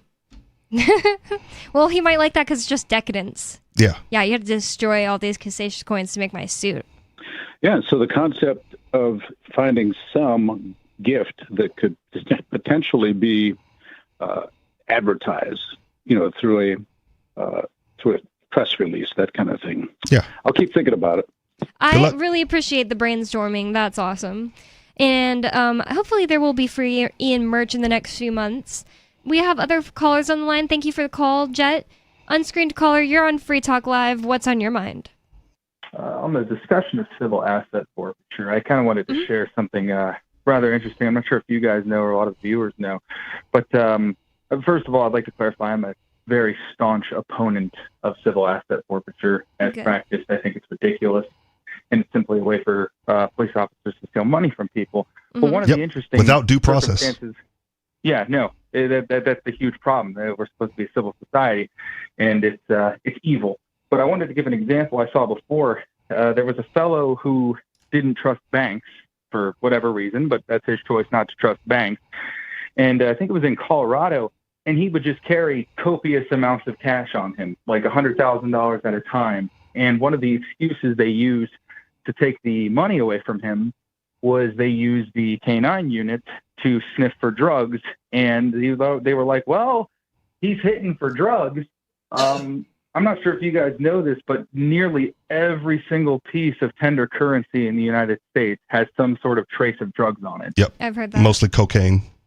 Yeah, mostly cocaine. So if they're going to use that as an excuse to steal money, isn't that just a free pass for them to take everybody's money pretty much whenever they feel like it? Yes. I feel like they already just have a free pass to take everybody's money whenever they feel like it. And I'll kind of do you one a little better, maybe, not trying to one-up you, but for a long time, dispensaries couldn't get bank accounts because banks didn't want to associate with the marijuana industry because it's banned on the federal level, right? So all of these dispensaries had no choice but to have copious amounts of cash lying around because they couldn't deposit it anywhere legally, legitimately. The banks wouldn't take it. Yeah. So that was another way to go after them, right, and steal their cash because, hey, you can't deposit in the bank even if you wanted to. I don't want to give them any ideas, but I know that like adult film stars often can't get bank accounts. Yep. Maybe they have a bunch of cash. I'm really surprised that crypto isn't used more for like, porn and OnlyFans. It is. Oh. Okay, I'm out of the loop then. Yeah, I'm out of the loop. But interestingly enough, that's one of the most common justifications for civil asset forfeiture is the ridiculous war on drugs. We have to take this drug money. We have to protect the communities. Little do most people understand because they've been brainwashed by government propaganda. And I know I'm preaching to the choir here, but I like to get it out from time to time because a lot of my friends disagree with me. Yeah. But the war on drugs shouldn't even exist. It's a problem they created by criminalizing substances for people to tweak their consciousness. They create the criminal empires. They create the sex trafficking. They create the violence. Yes. And then they turn around and they profit off of the violence that they themselves created. I'm not necessarily against the idea of seizing assets that are used in legitimate crimes. I don't believe drug crimes have a victim whatsoever, but it's absolutely ridiculous. And what assets? What would be a legitimate crime, and what assets would you seize? So I'll tell you, if there was provably some sort of murder for hire plot, and there was an investigation into it, and the murderer or the person orchestrating this kind of thing was brought before a judge, sentenced to his crimes, and these assets could be proved to have been involved in the crime, I wouldn't be against seizing them as a form of restitution for a victim. Okay. Sounds Or pretty same solid. with sex trafficking. Yeah. Okay. Yeah, sex trafficking where the woman is, or the person who's being sex trafficked is legitimately there against their will, stuff like that. Because usually that's to make money with them. Yeah. Well, I would say that any sort of restitution, asset forfeiture would be okay. Yeah, in because restitution you have to make it whole. A big difference in that scenario is that would be used for restitution when right now the cops just kind of take the money and use it for their cop activities. Yep. AKA literally exactly what the caller is saying. Cop cars. Yeah. Creating problems, creating black markets, creating violence, and then profiting off of it. One of the things with the war on drugs that scares me a little bit, and it may be like the biggest reason why I don't want to necessarily travel abroad to certain places, is like I don't do drugs. But there was one case a long time ago of some dude in like Saudi Arabia or one of those places who like stepped on a piece of marijuana and got like a seed stuck in his sandal. Oh no. And they screened him at the airport and like then imprisoned him for like drug possession. Yeah. Like that's, the irony of me who like doesn't do it, doesn't deal it, doesn't sell it, doesn't purchase it, to step on something and get caught in a mess like that is like, not worth the risk. Yeah, that sounds so terrifying. Like I'll never get a DUI because I don't drink. So the irony of me like getting a DUI or anything like that is, stupid. It looks like that caller dropped off, so thank you so much for the call, caller. But we have another one on the line, so unscreened caller, you're on Free Talk Live. What's on your mind? Hi, this is Paul. I'm in Arizona. Hi, Paul. And, Bonnie, it's always nice to talk to you, and I look forward to the day when your husband can walk free. Thank you. Again. I appreciate it. I really echo the person that just ahead of me talking about, the whole drug problem is a totally created one. But the problem, the issue is there's so many people who can't see reality. And I wanted to bring up a book that I came across. It's called What's Our Problem? It's a self-help book for society by Tim Urban.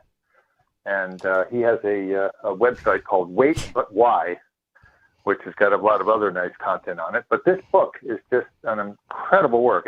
He says it took him 6 years to write this thing, and I believe it. And it goes into such amazing. It has a perspective that I've never heard before. I mean, I'm in my 70s. Okay, so I've been in the liberty movement. I've been in the tax movement. I've read a lot of this stuff. I've never come across this way of looking at society. And what he's done is he's taken the issue of the political spectrum, the left-right thing, okay? And, of course, you remember the libertarian Nolan chart, which takes the left-right and turns it into a diamond. Yep. Okay, so you've got left and right, and then you've got up and down, and the bottom is libertarian and authoritarian. Totalitarianism, and the top is total anarchy. but it's still just a political spectrum. Okay, what Tim Urban has done in this book, he's taken the horizontal axis, left and right, and added a vertical axis, how people think. Okay, not just what they think. Okay, the left thinks that progressivism is the way to go, and there is no such thing as private property, blah blah blah. And the right is very much private property to the extreme, and But how you come to these conclusions is the important thing, and he's done an amazing job in this book to line out exactly what's going on and how you can spot stuff. Where would you say that you fall from? Well, can you distill it down? Like where would you say you fall on how they think? I'll distill it down. Basically, he starts out with the human race, thousands and millions of years ago. Okay, they're one of the first pages in the book. He's got a chart that says if human history were a 1,000-page book, okay, 250,000 years ago was the first page, and the last page, covers hundreds of years of history.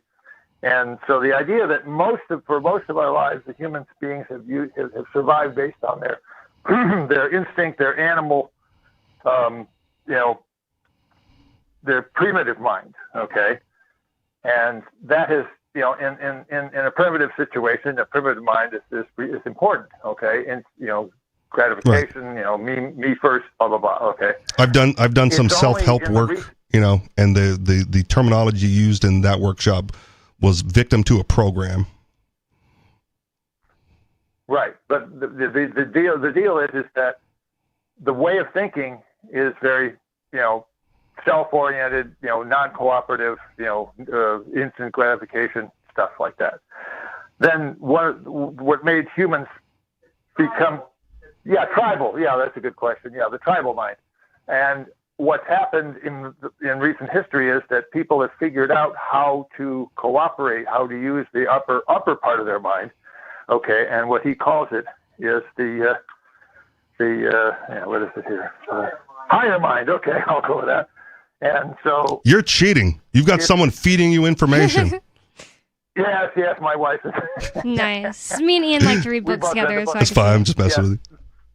The higher mind is the one that takes the wide view. It takes the big picture and going, let's see what our survival doesn't just mean today. It means the long view. Yeah, thinking more long term. That's what civilization is built on. Okay. Yeah, that makes a lot of sense because the neocortex being more developed in humans, it's what basically sets us apart from animals. Like the animals, they have that part of their brain. I think I erroneously stated they didn't have it in. You want a YOLO? But they have we have bigger, more developed parts of the neocortex that, so that'd be like the higher mind. It sounds accurate to me. We're out of time right there, but check out that book by Tim Urban. That he said that one was called What's Our Problem, right? Yep. What's Our Problem by Tim Urban. It seems like people are in here saying that he stopped his blog for many years after 2016 election. Well, and more Free Talk Live coming up. So 603-283-6160. Get in on the conversation with us. Thanks for all the calls. More coming up. It's Free Talk Live. We have some good news. The indictments against Ross Ulbricht in the District of Maryland were dismissed with prejudice, meaning they can never be refiled. This is especially good because those indictments contain the only charge ever made that Ross engaged in murder for hire. This was a serious allegation that Ross Ulbricht denies. It was never prosecuted or ruled on by a jury, but was trumpeted by the federal government and the media as if it were proven fact. The Maryland court held these indictments for almost 5 years, poisoning Ross's case and leaving him under a cloud of unproven allegations.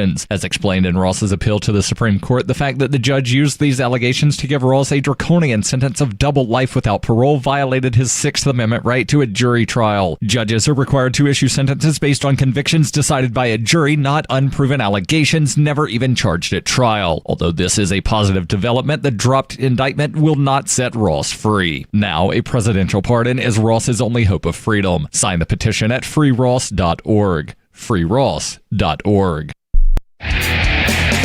Protection. Eleutheromania. The insatiable desire for freedom. Filibuster. Holy Space. It's the new 3-song heavy metal EP from Captain Kickass. Available now on your favorite music app or get it directly from CaptainKickass.com. If you want to know the latest about Free Talk Live before we go on the air, all you need to decide is how you want it delivered. It's your choice. Visit news.freetalklive.com to receive our usually weekly news updates by email. Plus, we have a Twitter account at twitter.freetalklive.com, and you can follow us on the decentralized Mastodon platform at toot.freetalklive.com. So please follow us at toot.freetalklive.com and sign up for our emails at news.freetalklive.com. You're listening to the live edition of Free Talk Live. Hour number 3 is next after the news here on the Liberty Radio Network at LRN.FM. From Feature Story News in Washington, I'm Nina Maria Potts with a look back at the world this week.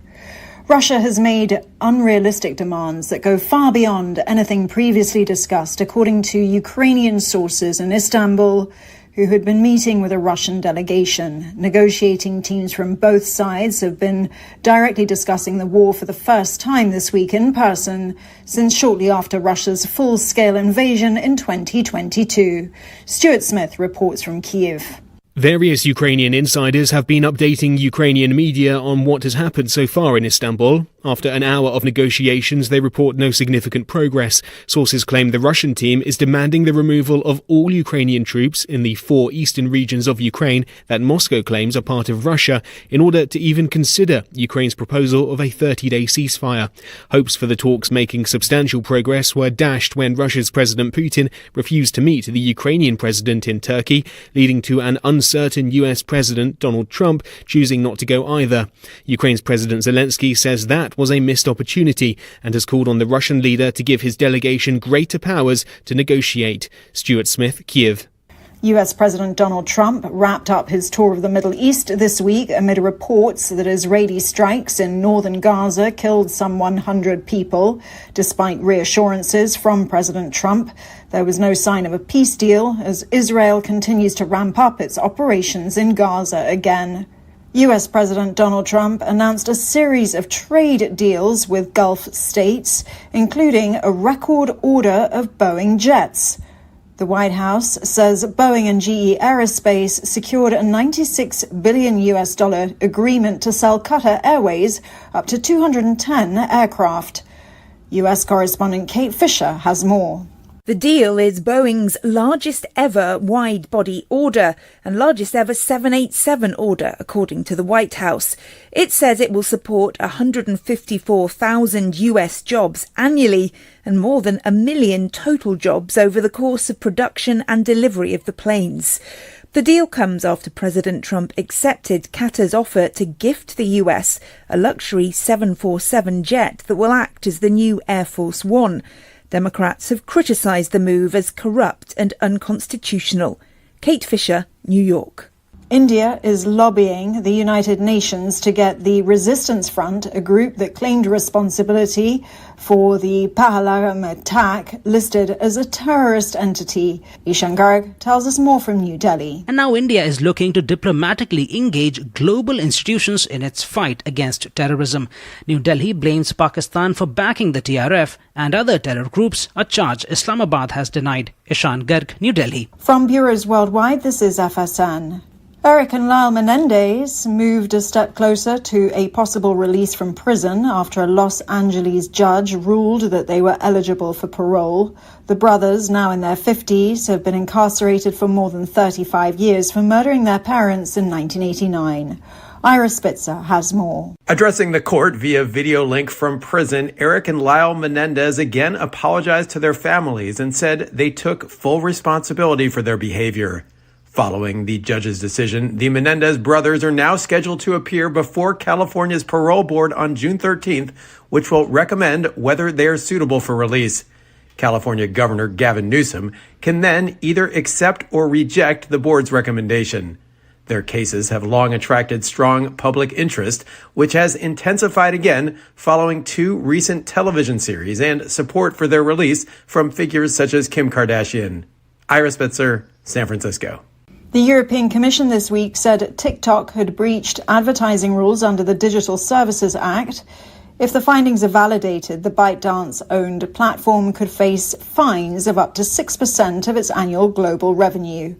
William Denzelo reports from Brussels. The Commission's preliminary findings claim that TikTok isn't meeting its obligations to publish an advertisement repository.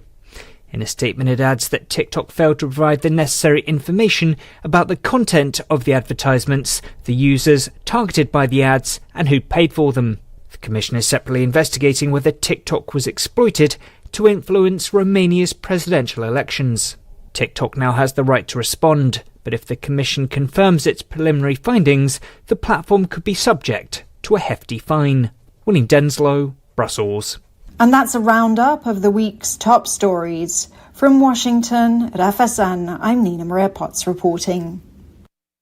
After months of struggling to find their footing, it looks like the GOP has finally found an effective spokesman. Since Republican leaders unveiled the reanimated corpse of Ronald Reagan at a fundraising event last week, the undead former president has quickly emerged as the new face of the Republican Party. Since Reagan was brought back from the grave by GOP leaders in a top-secret $2.2 million reanimation project, poll data shows Reagan with a higher favorability rating than all other high-profile Republicans combined. The voters know Reagan. They trust Reagan. When he moans at them, they're going to listen. There's questions as to whether he still has capacity for thought, and he does eat people, but big picture, he's the best option they have right now. And appeared in a series of GOP ads promoting the Republican Party's traditional values. Congress and the president say they're trying to help fix our country's economy. Ronald Reagan and the Republican Party have the right idea for America's future. This is the Onion News Network. Our Matrix server is about as free as internet chat can be. Join the existing rooms or create your own at chat.freetalklive.com.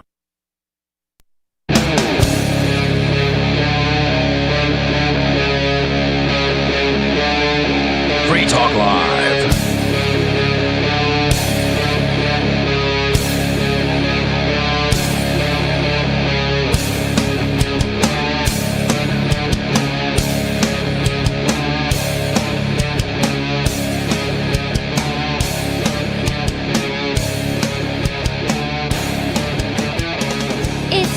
Talk Live, talk radio that you control, and 603-283-6160 is the phone number. That's 603-283-6160. Are you tired of the oppressive rules and moderation of the big tech social media sites? Our Mastodon server at social.freetalklive.com can set you free. Mastodon is free, open source, decentralized, and federated. Multiple apps are available for iOS, Android, Windows, Mac, and Linux. Social.freetalklive.com. And with you on Free Talk Live, you've got me, Bonnie. And Richie Rich. And we already have a caller on the line. We have Sarah on the line. In the last segment, we were talking about all kinds of things from eminent domain to the drug war that the government created for themselves, and how they enrich themselves, including Donald Trump is just doing it in the open now, taking gifts from Qatar. But we have Sarah on the line. And Sarah, you wanted to talk about vitamin D. What was it about vitamin D? Well, a lot of people are kind of always, you could overdose on vitamin D. You have to be really careful. Have you heard of that? People you can only take so much. I've heard it's pretty hard to overdose on it. Yeah, I don't know what the rate. I don't know what the rate is, but it's you'd have to take it in excess of a lot. I was taking 50,000 IU for 3 months because I didn't whatever that means. It's like international unit or whatever. That's thank you. Yeah, but it's like no one knows what that is. So you would normally just take one of those drops, and since it's 10 drops, that made it 10. I can't do math. Okay. So 50,000 divided by 10. That would be 5,000. 5,000. So that would be 5,000 IUs would be what you normally take, but I was taking 50,000 because I did not want to mess with low vitamin D this winter because I was already sick and it was a horrible winter for me. That's another thing. Living in New England, you don't get enough sunlight. So a lot of people up here have to supplement. Yep. Just because there's just not enough sunlight during the winter months. Yeah, I've heard it's not very easy to just, I accidentally took a whole bunch or actually be able to hurt yourself if you do. But go ahead, Sarah. So So you're agreeing with my claim is they overhype this overdosing of vitamin D because it is a natural. It's a natural thing. If you get too much of it, your body will burn it up or just get rid of it. So then this is a you and me, we believe that this is misnomer. And, this is definitely put on by I point my fingers at the big pharma. Big pharmacy, because the vitamin D will help with pain, arthritis pain. So could you imagine if they could, all the pain medications and shots, steroid shots, they didn't marketing, so people got relieved of their pain, how much money they would lose? I mean, just from that. And it helps you to go to sleep, and it helps you with your energy. It also helps with prostate health and also diabetes. It helps you to recognize that you have more insulin in your blood. So this overdosing of vitamin D is a big malarkey. Because what you were saying is that about 5,000 to 6,000 milligrams is what I take every day. So I don't want to say it's malarkey because I just Googled it while you guys were talking. And so vitamin D toxicity is a thing. However, it's just highly disputed. Right. Taking very high daily doses, 60 to 100 or more times the recommended daily allowance over several months can cause toxicity and a high calcium level in the blood. Yeah, and that sounds like that's difficult to do because you have to take a lot. I mean, that took 10 drops of a dropper for me to do, what was that, 10 times the recommended amount. 60 times, I'd be doing that all day. And you have to do it over several months. Yeah. So it's unlikely that anybody's there, but apparently it's possible. And I had to get all kinds of blood work done to get surgeries. 2 different surgeons wanted me, and both of them had me doing all kinds of blood work, and they were like, "Oh, you look perfectly healthy and fine, considering." So you were doing, wait a minute. So you're taking vitamin D. It's an oil. So you had it in droplets, and your dosage, what they told you was 1 droplet a day or 3 droplets a day. In the wintertime, you took 10 of those droplets. Mm-hmm. Is that what and you felt fine? I didn't really feel much of anything. I'm not even sure that, I think maybe it's possible that it was more depressing to be just like, oh, it's so dark. I got myself to walk so much this winter when I did not want to, when I was sick, when it was disgusting outside. I didn't go as far as I do now because I love walking, but not in the winter. So maybe I wouldn't have been able to do that without it. And So that's what they recommend, that when you're sick, you overdose on, you want to do overdose, megadose on vitamin D, vitamin C, zinc, and selenium. Those 4 vitamins, you want to do megadose. And so what you were doing was the right thing to do. So I think so. And she did it preventatively, right? You weren't sick. You were just like, I don't want to get sick. Yeah. So I'm going to take a little bit excess vitamin D during the winter months where you're not getting it naturally from being outside in the sun. Yeah, and I took vitamin K with it. All right. So you actually found that, during COVID, those people that were being hospitalized, they were like ranked like 50% or less. They had low vitamin C, the Ds. Wow. The ones that had enough vitamin D in their blood, they were never hospitalized. Yeah, I wonder why. Because they told everyone not to go outside. Yeah, they locked not to everybody in. They're at least exacerbating the problem of people who had low vitamin D. Yeah. That's awful. If the solution was like get more vitamin D, the locking people in doesn't do that. You got to let people go outside and absorb more vitamin D from the sun if you're in a sunny area. Okay, so all the pain medications, here we're talking about steroid injection. I had heard about people taking shots in their knees, and they're taking shots in the back, and some of them they co-pay like $200 for these shots. Could you imagine? So these shots could cost like about $1,000 because if their co-pay is $200. So could you imagine how much money that the big farmers are making of selling these steroids injections? So even though one guy got it for free from their Medicaid paid for it, but Big Pharma is making maybe $100 a shot, even though the insurance paid for it. Yeah, so and again, that's what happens when you separate the service from the market. right? The reason all that's intertwined is because of the government interference. Otherwise, it wouldn't be that much, and maybe people wouldn't get it as often. Here's the thing. The whole thing is lobby. The big pharma has been a big lobbyist. Yes. So they work all the systems towards their advantage so that they could make more money. So the people tell me, it's like, oh, I could get free vitamins from my health insurance if I get points. They get these vitamins that their coupons or Medicaid pays for. But the thing is that they're completely worthless. The free vitamins that they give you at the VA hospital, but they're free and your Medicaid pays for it. But I know that it's worthless and it's ineffective. But that's what the health insurance will pay, because you're going to need to get that injection. You're going to need the big pharma. Why do you say it's worthless and ineffective? Is it any different from any other source of vitamins? Well, yes. The fact that, that my network marketing, the health insurance don't pay for any of it. Right. But their vitamin D is different than your vitamin D? I think so. Our vitamin D is way higher quality. Our vitamins are super higher quality. That's why you pay for it, and obviously the insurance won't cover it, because you're going to feel so better. You're going to start doing big pharma. You're not going to take these medications, so the insurance will not cover it. How do you measure the quality of vitamin D?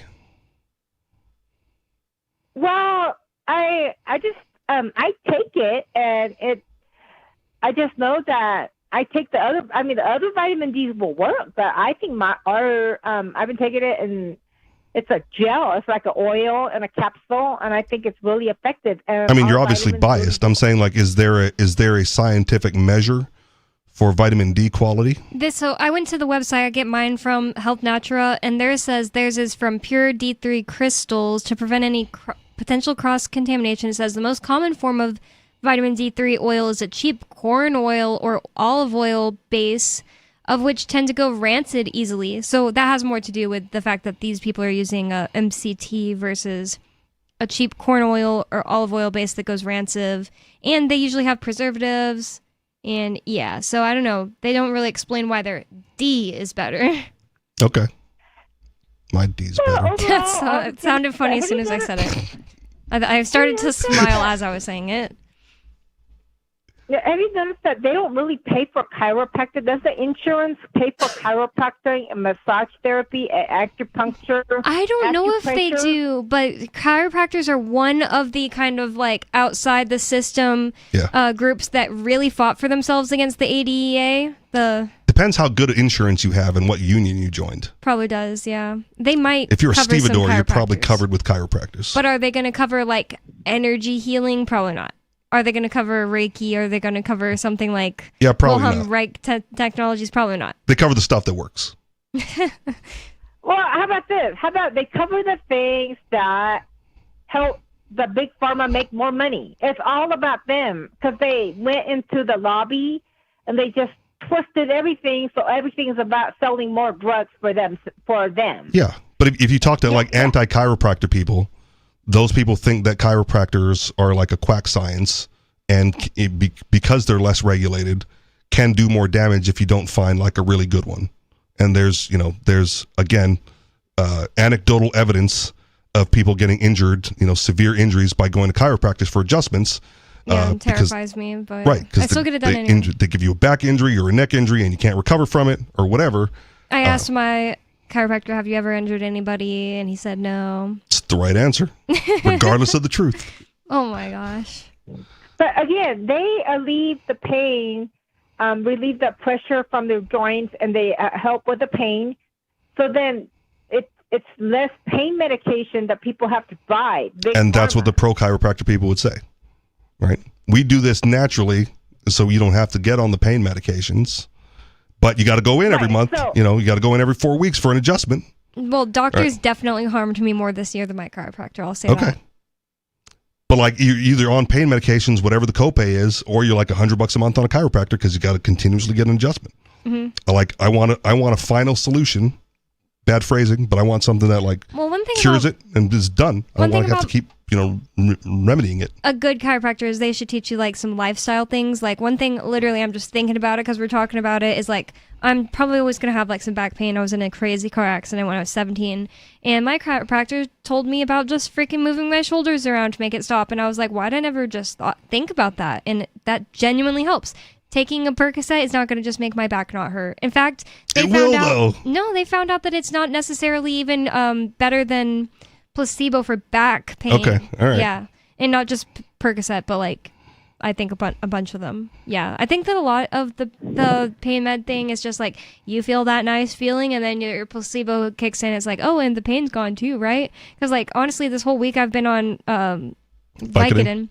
And like honestly, it's like I can always feel the pain if I think about it, but as soon as like I feel a little nice from the Vicodin, doesn't that make it a little better? Yeah. Well, so here's what I know from my personal experience when I broke my leg. They gave me Oxy, and that was like, and it's better than Vicodin. It's way better. And when I went back in for the checkup, the doctor like tried to like slim me down to Vicodin, and my mom looked at him and goes like, "Don't do that. Like give him the Oxy. Like Vicodin's terrible, doesn't work." And the surgeon was like, "Ma'am, there's some states where you're not even allowed to get Oxy. Like Vicodin's the best you can." Yeah. What? Whatever. That's what he said. Why would he say that? I don't know. Maybe he might be lying. My friend that's a pharmacist was agreeing with me that Okay. Vicodin sucks. And that's what happened. So like I tried the Vicodin and the pain did not go away. And I took the Oxy and smooth sailing. Yeah. Right? I was like no pain, relaxed, peaceful, calm. And I had to admit to my mom, right? Like, hey mom, you're right. She's like, I told you, Vicodin sucks. You stick with the good stuff if you can get it. If they're willing to give it to you, stick with the good stuff. And they give you acetaminophen, it's so much worse for your. I mean, acetaminophen's in Vicodin, it's so much worse for your liver. That kind of freaked me out. And so I asked, one of our friends, and I said, like, if I'm going to get addicted to a painkiller, like, what should I be? And it was like 10 milligram Oxy, because if you start at the 5 milligram Oxy, the acetaminophen level's the same, and you'll screw up your liver if you're taking excess Oxy and getting the same level of acetaminophen. So you want to keep your Oxy high, your acetaminophen low, and that's like the best way to like manage pain if you're in severe pain and chronic pain. So do you both take like about 5,000 to 6,000 vitamin D? I don't say that if you have pain, but you both have pain, vitamin D, that dosage every day will help alleviate pain. So my ex was a big proponent of vitamin D. So when I was with her, I supplemented more frequently along with my normal regimen of vitamins when I was working out. And I did not experience any difference in my pain. It's really hard for me to say. It's like I'm retroactively thinking back to the last few months. Did I have less pain? Because I stopped like a couple weeks ago. Yeah. I just didn't want. I stopped like maybe like 3 weeks ago. I didn't want to be taking anything before surgery and then them be like, oh no, we can't do it because you're taking this. Blah blah blah. I tried a lot of different things. I tried CBD oil. Right. That all that did was make me sleepy. Didn't do anything for the pain. I'm like, I want to be done awake. Nothing to me. Yeah. I tried THC cream, and that worked like a miracle for the first couple of weeks. Like the pain was gone. And then I got acclimated to it, and it just didn't work anymore. Like the pain came back, so we're done with that. Kratom's been in the news recently.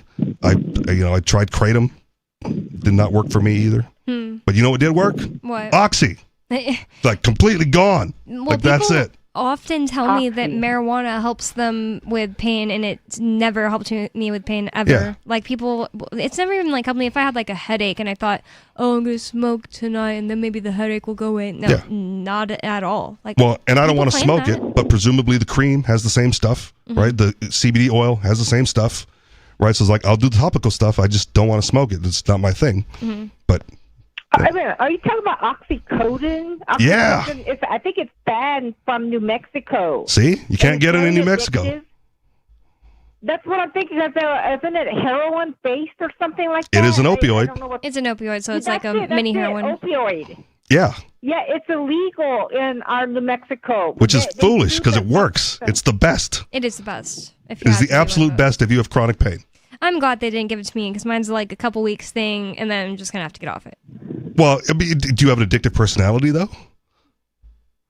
I was addicted to Kratom like a couple months ago. Okay, all right, maybe you shouldn't then. Yeah, maybe I I do shouldn't. not have an addictive personality. Yeah. So I'm I took happy it for the to- pain, and then when it was done and my leg healed, I was like, I don't need it anymore. I will be happy to be not in pain anymore. So yeah. Yeah. It's not easy getting a BBL.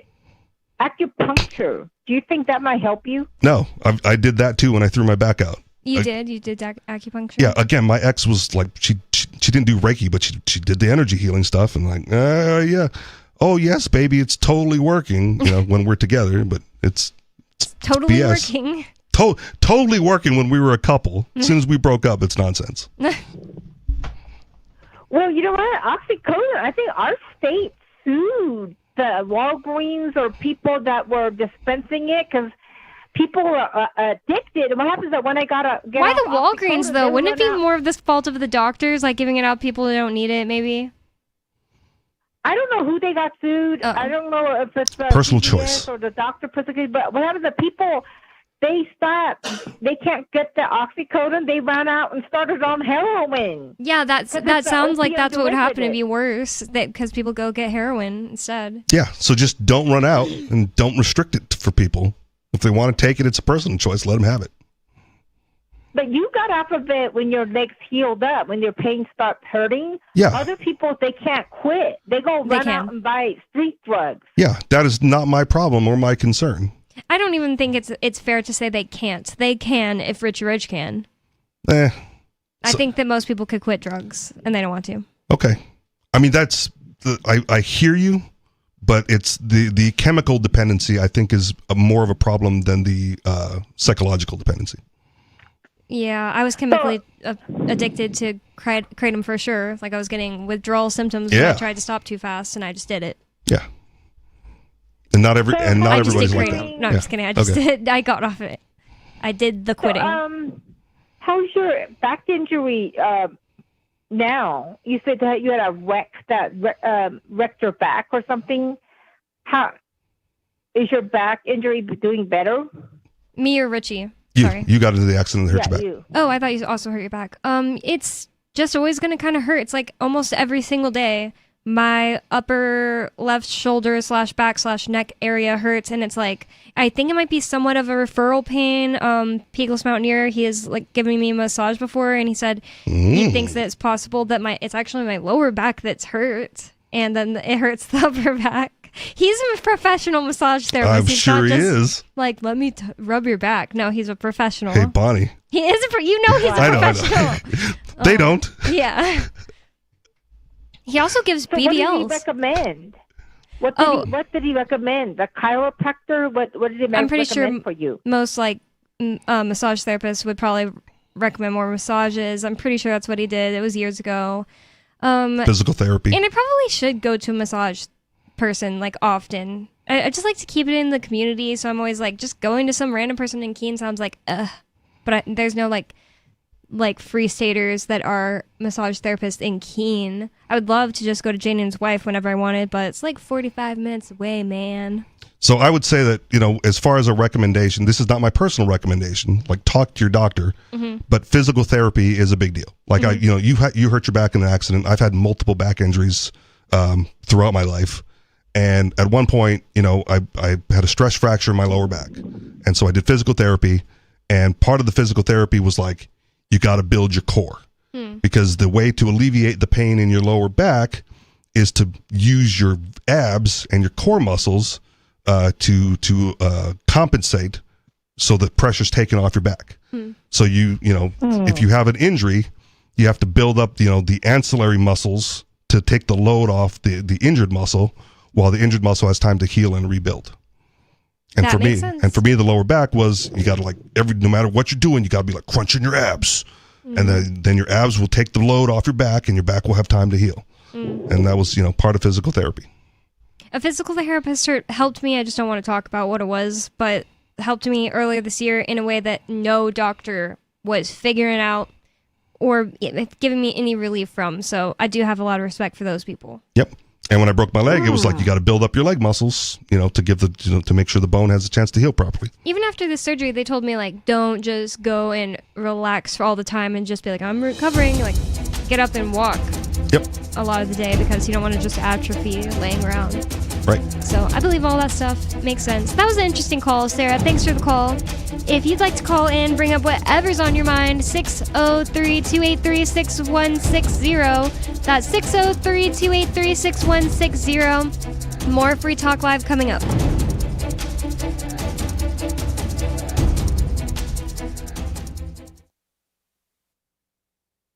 Is there still too much month left at the end of the money? I'm Holland Cook with the Inflation Hacks. Okay, you refinanced your mortgage back before rates went up. Walmart is now your grocery store and you're buying in bulk. But before you go there, you hit the dollar store. You went online to see how much your car is worth, and the app asked if the tank was empty or full. How else to make ends meet? On our blog, Kevin says, I've been trying forever, but this is what it took to quit smoking. He says he went to a hypnosis seminar and it worked. He says, I feel great. Though many ex-smokers gain weight, Kevin says these supermarket prices kind of help. And Tricia shares that she bought stock in an oil company at the beginning of the pandemic and it quadrupled in price. But she says, now I have to sell it to buy gas. How are you coping? Post your inflation hacks at andyoucanquoteme.com. From Feature Story News in Washington, I'm Nina Maria Potts with a look back at the world this week. Russia has made unrealistic demands that go far beyond anything previously discussed, according to Ukrainian sources in Istanbul, who had been meeting with a Russian delegation. Negotiating teams from both sides have been directly discussing the war for the first time this week in person since shortly after Russia's full-scale invasion in 2022. Stuart Smith reports from Kyiv. Various Ukrainian insiders have been updating Ukrainian media on what has happened so far in Istanbul. After an hour of negotiations, they report no significant progress. Sources claim the Russian team is demanding the removal of all Ukrainian troops in the 4 eastern regions of Ukraine that Moscow claims are part of Russia in order to even consider Ukraine's proposal of a 30-day ceasefire.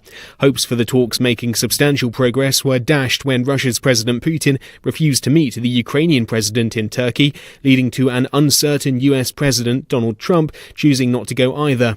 Ukraine's President Zelensky says that was a missed opportunity and has called on the Russian leader to give his delegation greater powers to negotiate. Stuart Smith, Kyiv.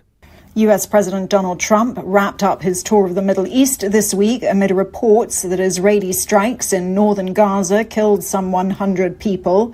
Despite reassurances from President Trump, there was no sign of a peace deal as Israel continues to ramp up its operations in Gaza again.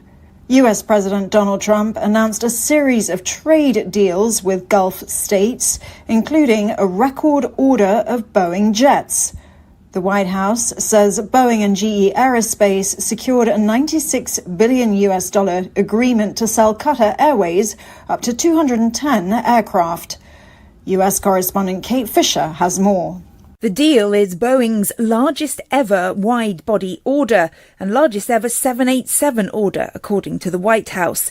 It says it will support 154,000 US jobs annually and more than 1 million total jobs over the course of production and delivery of the planes. The deal comes after President Trump accepted Qatar's offer to gift the US a luxury 747 jet that will act as the new Air Force One. Democrats have criticised the move as corrupt and unconstitutional. Kate Fisher, New York. India is lobbying the United Nations to get the Resistance Front, a group that claimed responsibility for the Pahalgam attack, listed as a terrorist entity. Ishan Garg tells us more from New Delhi. And now India is looking to diplomatically engage global institutions in its fight against terrorism. New Delhi blames Pakistan for backing the TRF and other terror groups, a charge Islamabad has denied. From bureaus worldwide, this is FSN. You can stick it to the man and big tech. Join our FTL social mastodon at social.freetalklive.com.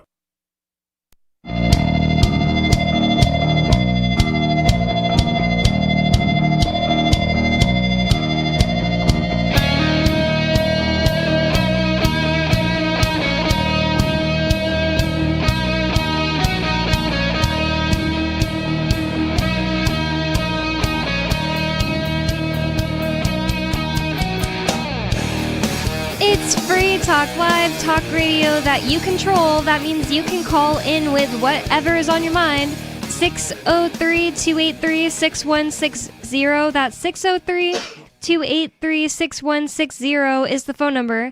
And some of you have wanted to support Free Talk Live's mission on a monthly basis, but don't want to support Patreon. Now we have an alternative that also helps our premier streaming platform, Odyssey. Visit video.freetalklive.com and click join at the top of the channel. You can subscribe for $5 per month, and unlike other subscription services, Odyssey adds their processing fee on top, so it'll cost a little more than $5 per month, but Free Talk Live will receive the entire amount you pledged. Higher donation tiers are available if you're feeling so inspired. You'll get a special membership badge that is visible in the Odyssey chat that's members only. And this is a great way to decentralize our direct listener support away from just Patreon, and also support a libertarian-run business, Odyssey. That's video.freetalklive.com. Visit video.freetalklive.com and click join at the top today. And with you on Free Talk Live tonight, you've got me, Bonnie. And Richie Rich. And in the last segment, we talked with Sarah about all kinds of things. Health, kind of brought it into the government makes vitamin D. Pharma expensive. Well, pharmaceuticals expensive in general. Because they, fascistly work with the companies. Yes.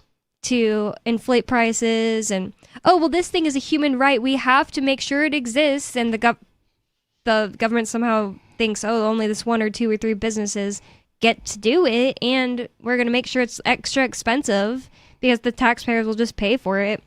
Government involvement in the medical field spans decades, and it's been corrupt from the get-go. Yep, super corrupt. We saw it all during COVID. But another industry bringing up now. This from the Wall Street Journal says, are we entering the golden age of secondhand shopping? Reputable news source. So, thrift stores. It says, first inflation, now tariffs. The resale economy is having a moment. Oh my God, I can't believe they put something like that in like a headline. Having a moment. Well, it's because everyone's too broke to buy new. Yeah. That's where you go when you can't afford new. I just like thrift stores in general anyway, but there's just not good thrift stores in Keene, so I don't like thrift as much as I would like to. Gotta go into Vermont. I'm sure Vermont has a bunch. Yeah, I've been to some in Vermont. Sometimes I feel like, that's 30 minutes away. I've become one of those people when it used to be like the town near me was like about an hour away. Yeah. And I was like, driving is nothing. Like driving like an hour is nothing, but 30 minutes away sounds like, do I really want to go do that? I felt that way when I first moved because I moved from Hawaii. Everything's close. Everything's close, but everything takes forever to get there. So I learned that like when I went back, I was like, okay, I had to like plan my route from my buddy's house to like where I was going. And like, I was thinking of it like a commute that I'd made before. It was like 17 miles, but it was like 45 minutes. I'm like, that's why it always felt long. Because like my commute to work is like 17 miles and I'm there in 20 minutes. Yeah. Right? So like 30 minutes away here is a long drive, but it's more reasonable because it's wide open. And it just like, that makes sense. Going that many miles would be 30 minutes. Yeah. And then I went to dinner with my uncle in California when we, on our trip over here. He was like, meet me at the bar. It's like 10 miles away, but it's like LA traffic. So it took an hour to go 10 miles. I was like, this is ridiculous. Like who wants to do this? Yeah. So very stark in San Antonio, contrast. I often just told myself like, why am I living in a place with this much traffic? It was just absolutely unreasonable. Yeah. During COVID, it was just insane. When there were no 30 minutes away here is no big deal. Yeah.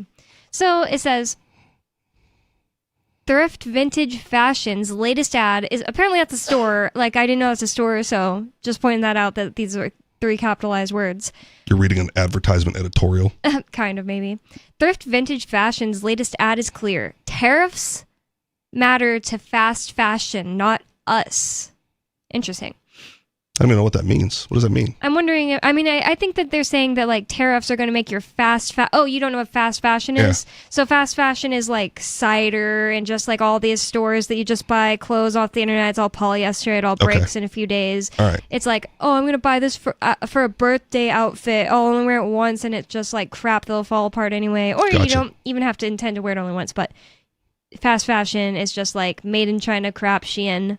Oh, okay. Yeah. Yeah. All right. So their ad saying tariffs matter to fast fashion, but it won't affect our prices. Okay. I'm wondering if that's true. Like, will It's it not really true. not affect them? It will.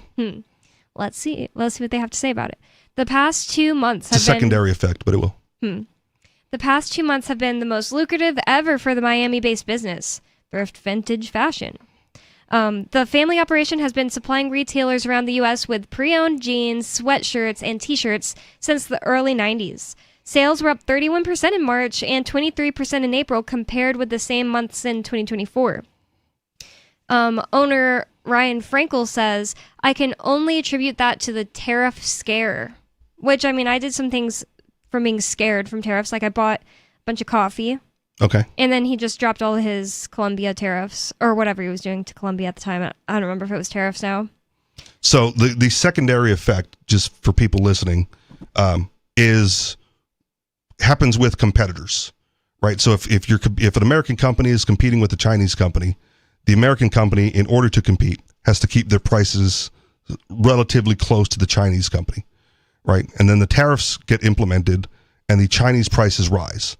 And if they rise above the American company, then the American company can basically like raise their price up to the level of the Chinese company without any penalty because there's nobody else to compete to pressure their prices back down. Yeah, but like in this instance, the thrift stores are always going to be like way cheaper than the Chinese fast fashion companies. But their sales are up 31% because the tariffs hit the fast fashion.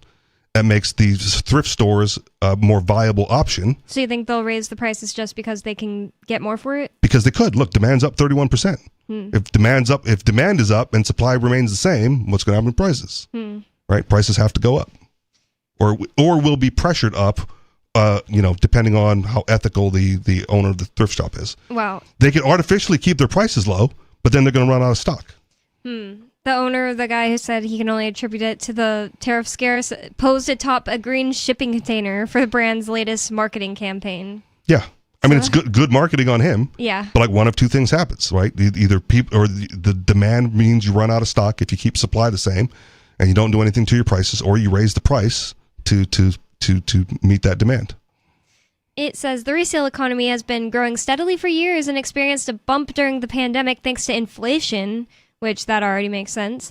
Inflation-weary customers searching for deals and younger Americans who prize rather than stigmatize secondhand funds.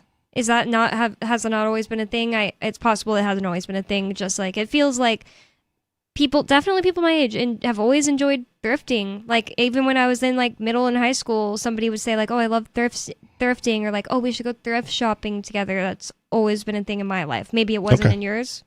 I want to attribute it more to income level, right? Like I didn't go thrifting necessarily, but I did have a used car, right? Because I couldn't afford a new one. Yeah.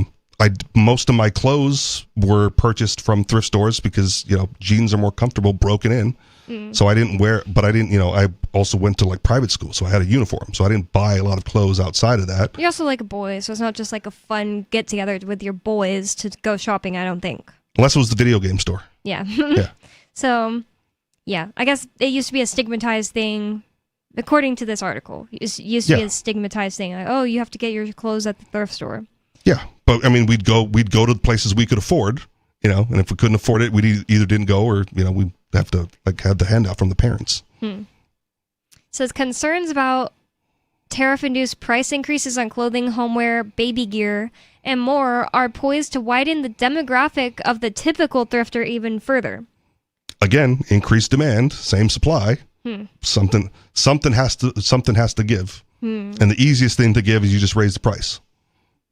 He said, Oliver Wright, who leads consumer industries at consulting from Accenture, says we are at the tipping point where that remaining stigma is really largely going to go away. He points to surges in Google searches for secondhand shopping, used clothing, and thrift stores. Next, it'll be food banks. Resale platform ThredUp, which I've used them before. Okay. I didn't find them too bad. It just felt like it wasn't cheaper or much cheaper than it felt like a little more expensive than like real life thrifting. Like you got to pay for shipping. I mean, I'm wearing jeans now, and I bought them off of Amazon because I went to the thrift store to buy jeans, and thrift store jeans were like $20. And I went, what happened? Oh. And these were like $13.50 on Amazon. So I got a new pair of jeans cheaper. But this was pre-tariffs, though. I don't know what the price is now. Yeah. But like, even thrift prices seemed unreasonable to me at the time compared to what you could get new from China. I also the one I've been to in Manchester kind of sucked too. Savers. It just was like, it just kind of sucked. It's like the choices were just like, wow, this sucks. There's a handful. There's a Goodwill. There's a Savers. I think there's a Salvation Army somewhere. I just wanted to show off my really good vocabulary by saying it just sucked 3 times. It says resale sucked. The resale platform ThredUp reported a 95% year-over-year increase in new signups between the start of January and the end of March. Yeah. Whoa. Oh, but 4D chess, bro. These tariffs are going to bring prices down, and we're going to be so much better off if we can just make it through this short-term crunch. Everybody's going to instantly own all the clothes that somebody grew out of, and there's going to be no more clothes. It says, we're trying to say you can find the same price point of items for way better quality than you would at Shein. Which is basically what I was trying to explain what they meant by saying their thing at the beginning. And Shein is this China fast fashion store that's only online. Yeah, I'm aware of it. I just didn't know the term fast fashion. I have never shopped on Shine or Shein. Yeah, I've never purchased from Temu. I have, and then I heard about the lead and cadmium and everything. I bought from AliExpress before. I did a really long time ago. Okay. There also used to be one called I don't remember what it's called. Wish and Geek. Well, there's Wish, yeah. There's also this one was like Juanita. Never heard of that anyways, one. Okay. that wasn't it, because it started with a W. It wasn't Juanita. It was like want, need, get. Okay. So it was like Wanigo. I don't remember. Okay. That almost sounded like a bad word. I'm gonna stop. In Grove City, Ohio, 35-year-old Cassie Ferguson always associated secondhand shopping with clutter, chaos, and a general feeling of being overwhelmed. She sounds like a brat. Entitled. Yeah. Or wealthy. Versus if I run into Target, it's clearly labeled. I know which section to go to and what size everything is. Wow, and she's dumb. Right, like the same ex I mentioned earlier, like apparently had never gone into a Walmart before meeting me. She was all thrift store? No, she was like high-end stuff. Oh. Like she would never stoop to go into a Walmart. I'm like, just go to Walmart and get it. Whoa. Like, I would never. Whoa. Like, really? You're missing out. Are there not that many Walmarts in Hawaii? Is that not a really big thing there? No, it's a big thing. Oh, okay. Like, apparently, like, Walmart, there's a bunch of Walmarts all over the place. I hate especially Walmart. on Oahu. But apparently, like, we have the largest Costco in the country on Oahu. I saw something about that. It's like, it's a Costco and also the Costco gas across the street. It's always packed. It's huge. And apparently, it's like the #1 Costco warehouse in the country. Whoa. Like in the middle of Hawaii.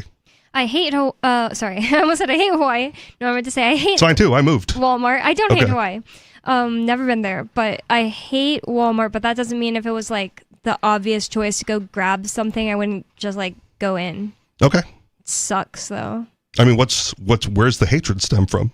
The nasty light blue lights that are on everything and the way everything looks just so dirty and that concrete and the people. All right. Mostly the shoppers, actually. It's like the shoppers in Walmart are always the worst people of any other store you ever go into. They're just like no sense of personal space. Actually, I had to ride one of the scooters to go into Walmart right after my surgery.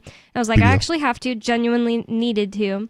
And it was just like, I was way more efficient going through the aisles and everything than the people on their feet. Oh my God, I was getting annoyed. Yep. Yeah. Okay, that's fair. They're just like, Aria used to complain that the only place she's ever seen people randomly start walking backwards with a cart is Walmart. If I saw that, I would be so annoyed. I don't think I've ever seen that. I don't go to the store frequently, but I do shop there often. Mm-hmm. Like I just order the stuff and then go to the pickup window, right? Or send someone to go get it. Yep. And that same trip when I needed the, what do you call those things? The scooter, the fat people scooter. Yeah, that's fine. Everyone knows what you're talking about. Okay. There's a funny word for it. It's like a rascal. There we go. That's a brand. Oh, okay. The Walmart rascal. That same trip, there were like 3 things I needed, and I only got one.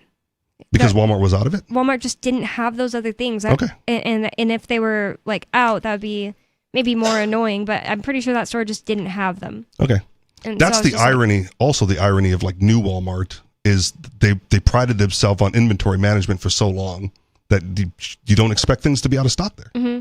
They used to that's have the whole point. robots, but I was trying to prove somebody about the robots that did the inventory all day by themselves automatically. So I looked it up, and when I looked it up, well, it says they discontinued that. Okay. So maybe the robots being gone has made it worse. No, but they were the prime proponent of like the just-in-time inventory system where they didn't warehouse anything; they just had shipped straight, from place to place, and they got it right when the last one sold. They had a new delivery coming in, and that was like Walmart's claim to fame for a long time. Maybe they were doing it with the robots, and then people were like, "Hey, we need our jobs, and you're replacing us with a robot." I don't really know why they got rid of the robot, but so we have a caller on the line, unscreened caller. You're on Free Talk Live. What's on your mind?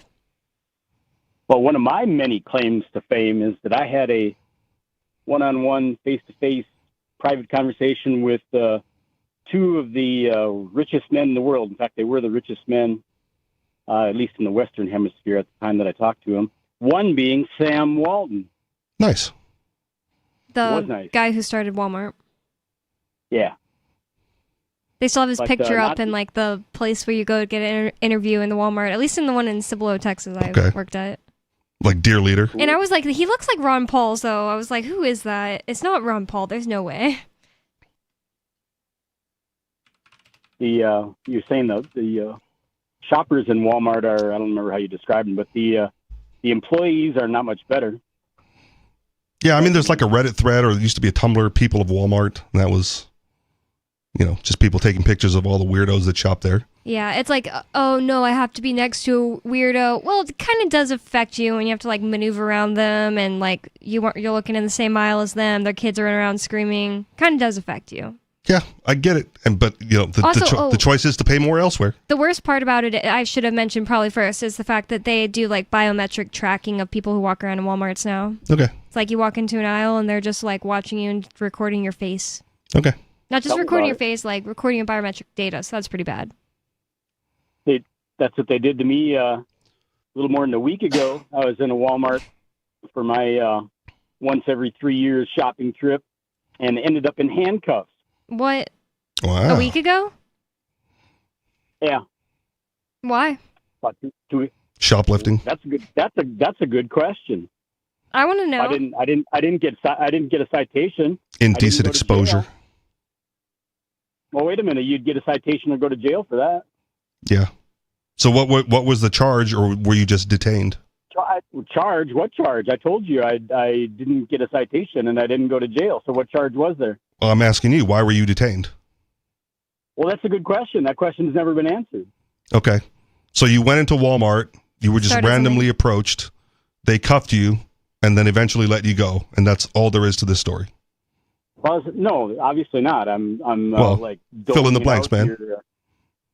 I was randomly approached like 3 or 4 different times, actually like 5, 6, or 7 different times, because the natural question you're gonna ask, well, why? Well, I just assumed it was the smell. Yeah, it was the smell. No, I want to actually know why. Did you shoot yourself in the head twice yet?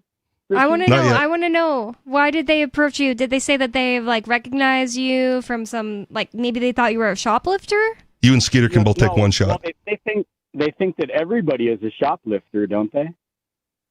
Yes. I mean, why else would you have 1,000 cameras on the ceiling? No, I mean, like, did they say like, hey, we have in our database that you're a previous shoplifter, maybe were you mistaked trespassed from someone previously? else? No, I was. Well, which question am I answering? Both of them. Well, I don't remember. I only remember one about trespass, and that's an answer is no. And then what was yours, Bonnie? I said, did they come up and say, hey, we recognize you as a past shoplifter? No, they came up and they asked me, why do you have those things in your cart? And you responded? Because I want to buy them. And they responded? Oh, okay. And then 10 minutes later, same question. And then 10 minutes later, same question, only this time it was like three of them. And so finally I had to explain to them, I want to buy this because of this, and I'm buying this because of this. And what were the 3 items that freaked them out? Suspicious items or something? A hammer. a rope, some duct tape, Yeah. a ball gag. They were no, it was actually just one item, just many of them. Condoms. No, I'm like Ian. I have no need. Okay. Just kidding. No, I'm Ian not definitely like has a need. I'm not firing blanks like Ian. Okay. Okay. And I got the kids to prove it. If Ian is having unprotected sex now, that is not good for anybody. That's not what he's saying. He's saying Ian had a vasectomy. I know. Oh. It's not. Whatever. Yeah. So, Still has a need right now, Bonnie. No, he doesn't. He has less of a need right now. FreeIanNow.org. Hand it to his celly. Well, he is pretty free if he's not using protection. That's what I'm saying. Yeah. So I guess it worked. So when I signed that petition, My guess is that David just went in there and wouldn't stop talking to someone. Maybe was in there for like 4 hours. What was the item? I've guessed condoms, and that was clearly wrong because you don't need those. Well, Bonnie's onto something actually. Now, Bonnie, if you presumably, since you're normal, you go to the store, meaning like grocery store / cut to the chase. Walmart. What other stores are there? The rest of them all put out of business. Mm-hmm. So you go to Walmart that you hate, to get food on one side, non-food on the other side. So you go there to get your food and your non-food, and normal. That would be a people super do that, center. like what? What? That would be a super center. Not all Walmarts carry food. I'll take the center. I'm not into soup. So normal people go to the store like once a week, Okay. Yeah, sure. and they're in there like, you tell me. Since I'm not normal, but I used to be normal, and you go in there like once a week maybe. Yeah, Right. you honestly. But you're going in once every 3 years. So clearly you're stocking up on whatever it is you're stocking up on. Right. Kerosene. I dropped like two. Pardon? Kerosene. No, I don't use kerosene. Okay. I prefer to set buildings on fire the old-fashioned way. Propane. Being flaming gay. Gasoline. Oh. Gasolina. Did you say soup? Because you said I soup said center. or I said I Okay. don't like soup. You offered me okay. super center, and I said I'll take the center. Okay. Because I used to go to Walmart and buy 100 cans of soup for like 3 months worth of lunches. Now, and Mark will be laughing. So you think I'm a lot more normal than I really am. I barely No, go to I'm just Walmart up pretending- here. I'm just pretending, Bonnie. I know you're not normal. But then again, in terms of normal, I do Amazon a lot. I don't like to That's go the to new normal. Yeah, I don't like to go to Walmart every time I need toilet paper. I just have Amazon on a Auto ship? auto ship for Same. toilet paper. Go to Walmart every time I need You don't toilet like to paper. go to Rush Walmart to and Walmart because I don't have toilet paper. Wait a minute. You don't like to go to Walmart and eat toilet paper? Yeah. So Thanks. what was in your cart that alerted security, David? Well, it wasn't even security. It was just all the little Smurfs that Okay. it perplexed their little minds. Same question because we're pressed for time. Okay. Don't it leave was, us hanging. The Walmart reusable bags. Oh, okay. Yeah. All right. How many did you have that would alert them? I bought a bunch of. I had a bunch of them in my cart because I discovered something years ago that when you're packing stuff for storage or to move, whatever will fit in these reusable bags actually packs up much more nicely than cardboard boxes. Yeah. I actually agree. I use those a lot for. Yeah, but I can also see why. If you're going to be shoplifting and you're walking out with bags that are Walmart branded, you're less likely to raise the ire of security. Oh, that could make sense. Right? I still don't know how that went from that to he was in handcuffs being taken out, but we'll never know. Because he took too long to answer the questions. Yeah, it took too long. It's Free Talk Live. You can go to freetalklive.com. Also visit freeiannow.org. Thanks for listening. Peace. Some of you have wanted to support Free Talk Live's mission on a monthly basis, but don't want to support Patreon. Now we have an alternative that also helps our premier streaming platform, Odyssey. Visit video.freetalklive.com and click Join at the top of the channel. You can subscribe for $5 per month, and unlike other subscription services, Odyssey adds their processing fee on top, so it'll cost a little over $5 per month, but Free Talk Live will receive the entire amount you pledged. Higher donation tiers are available if you're feeling so inspired. You'll get a special membership badge that's visible in the Odyssey chat room, and if we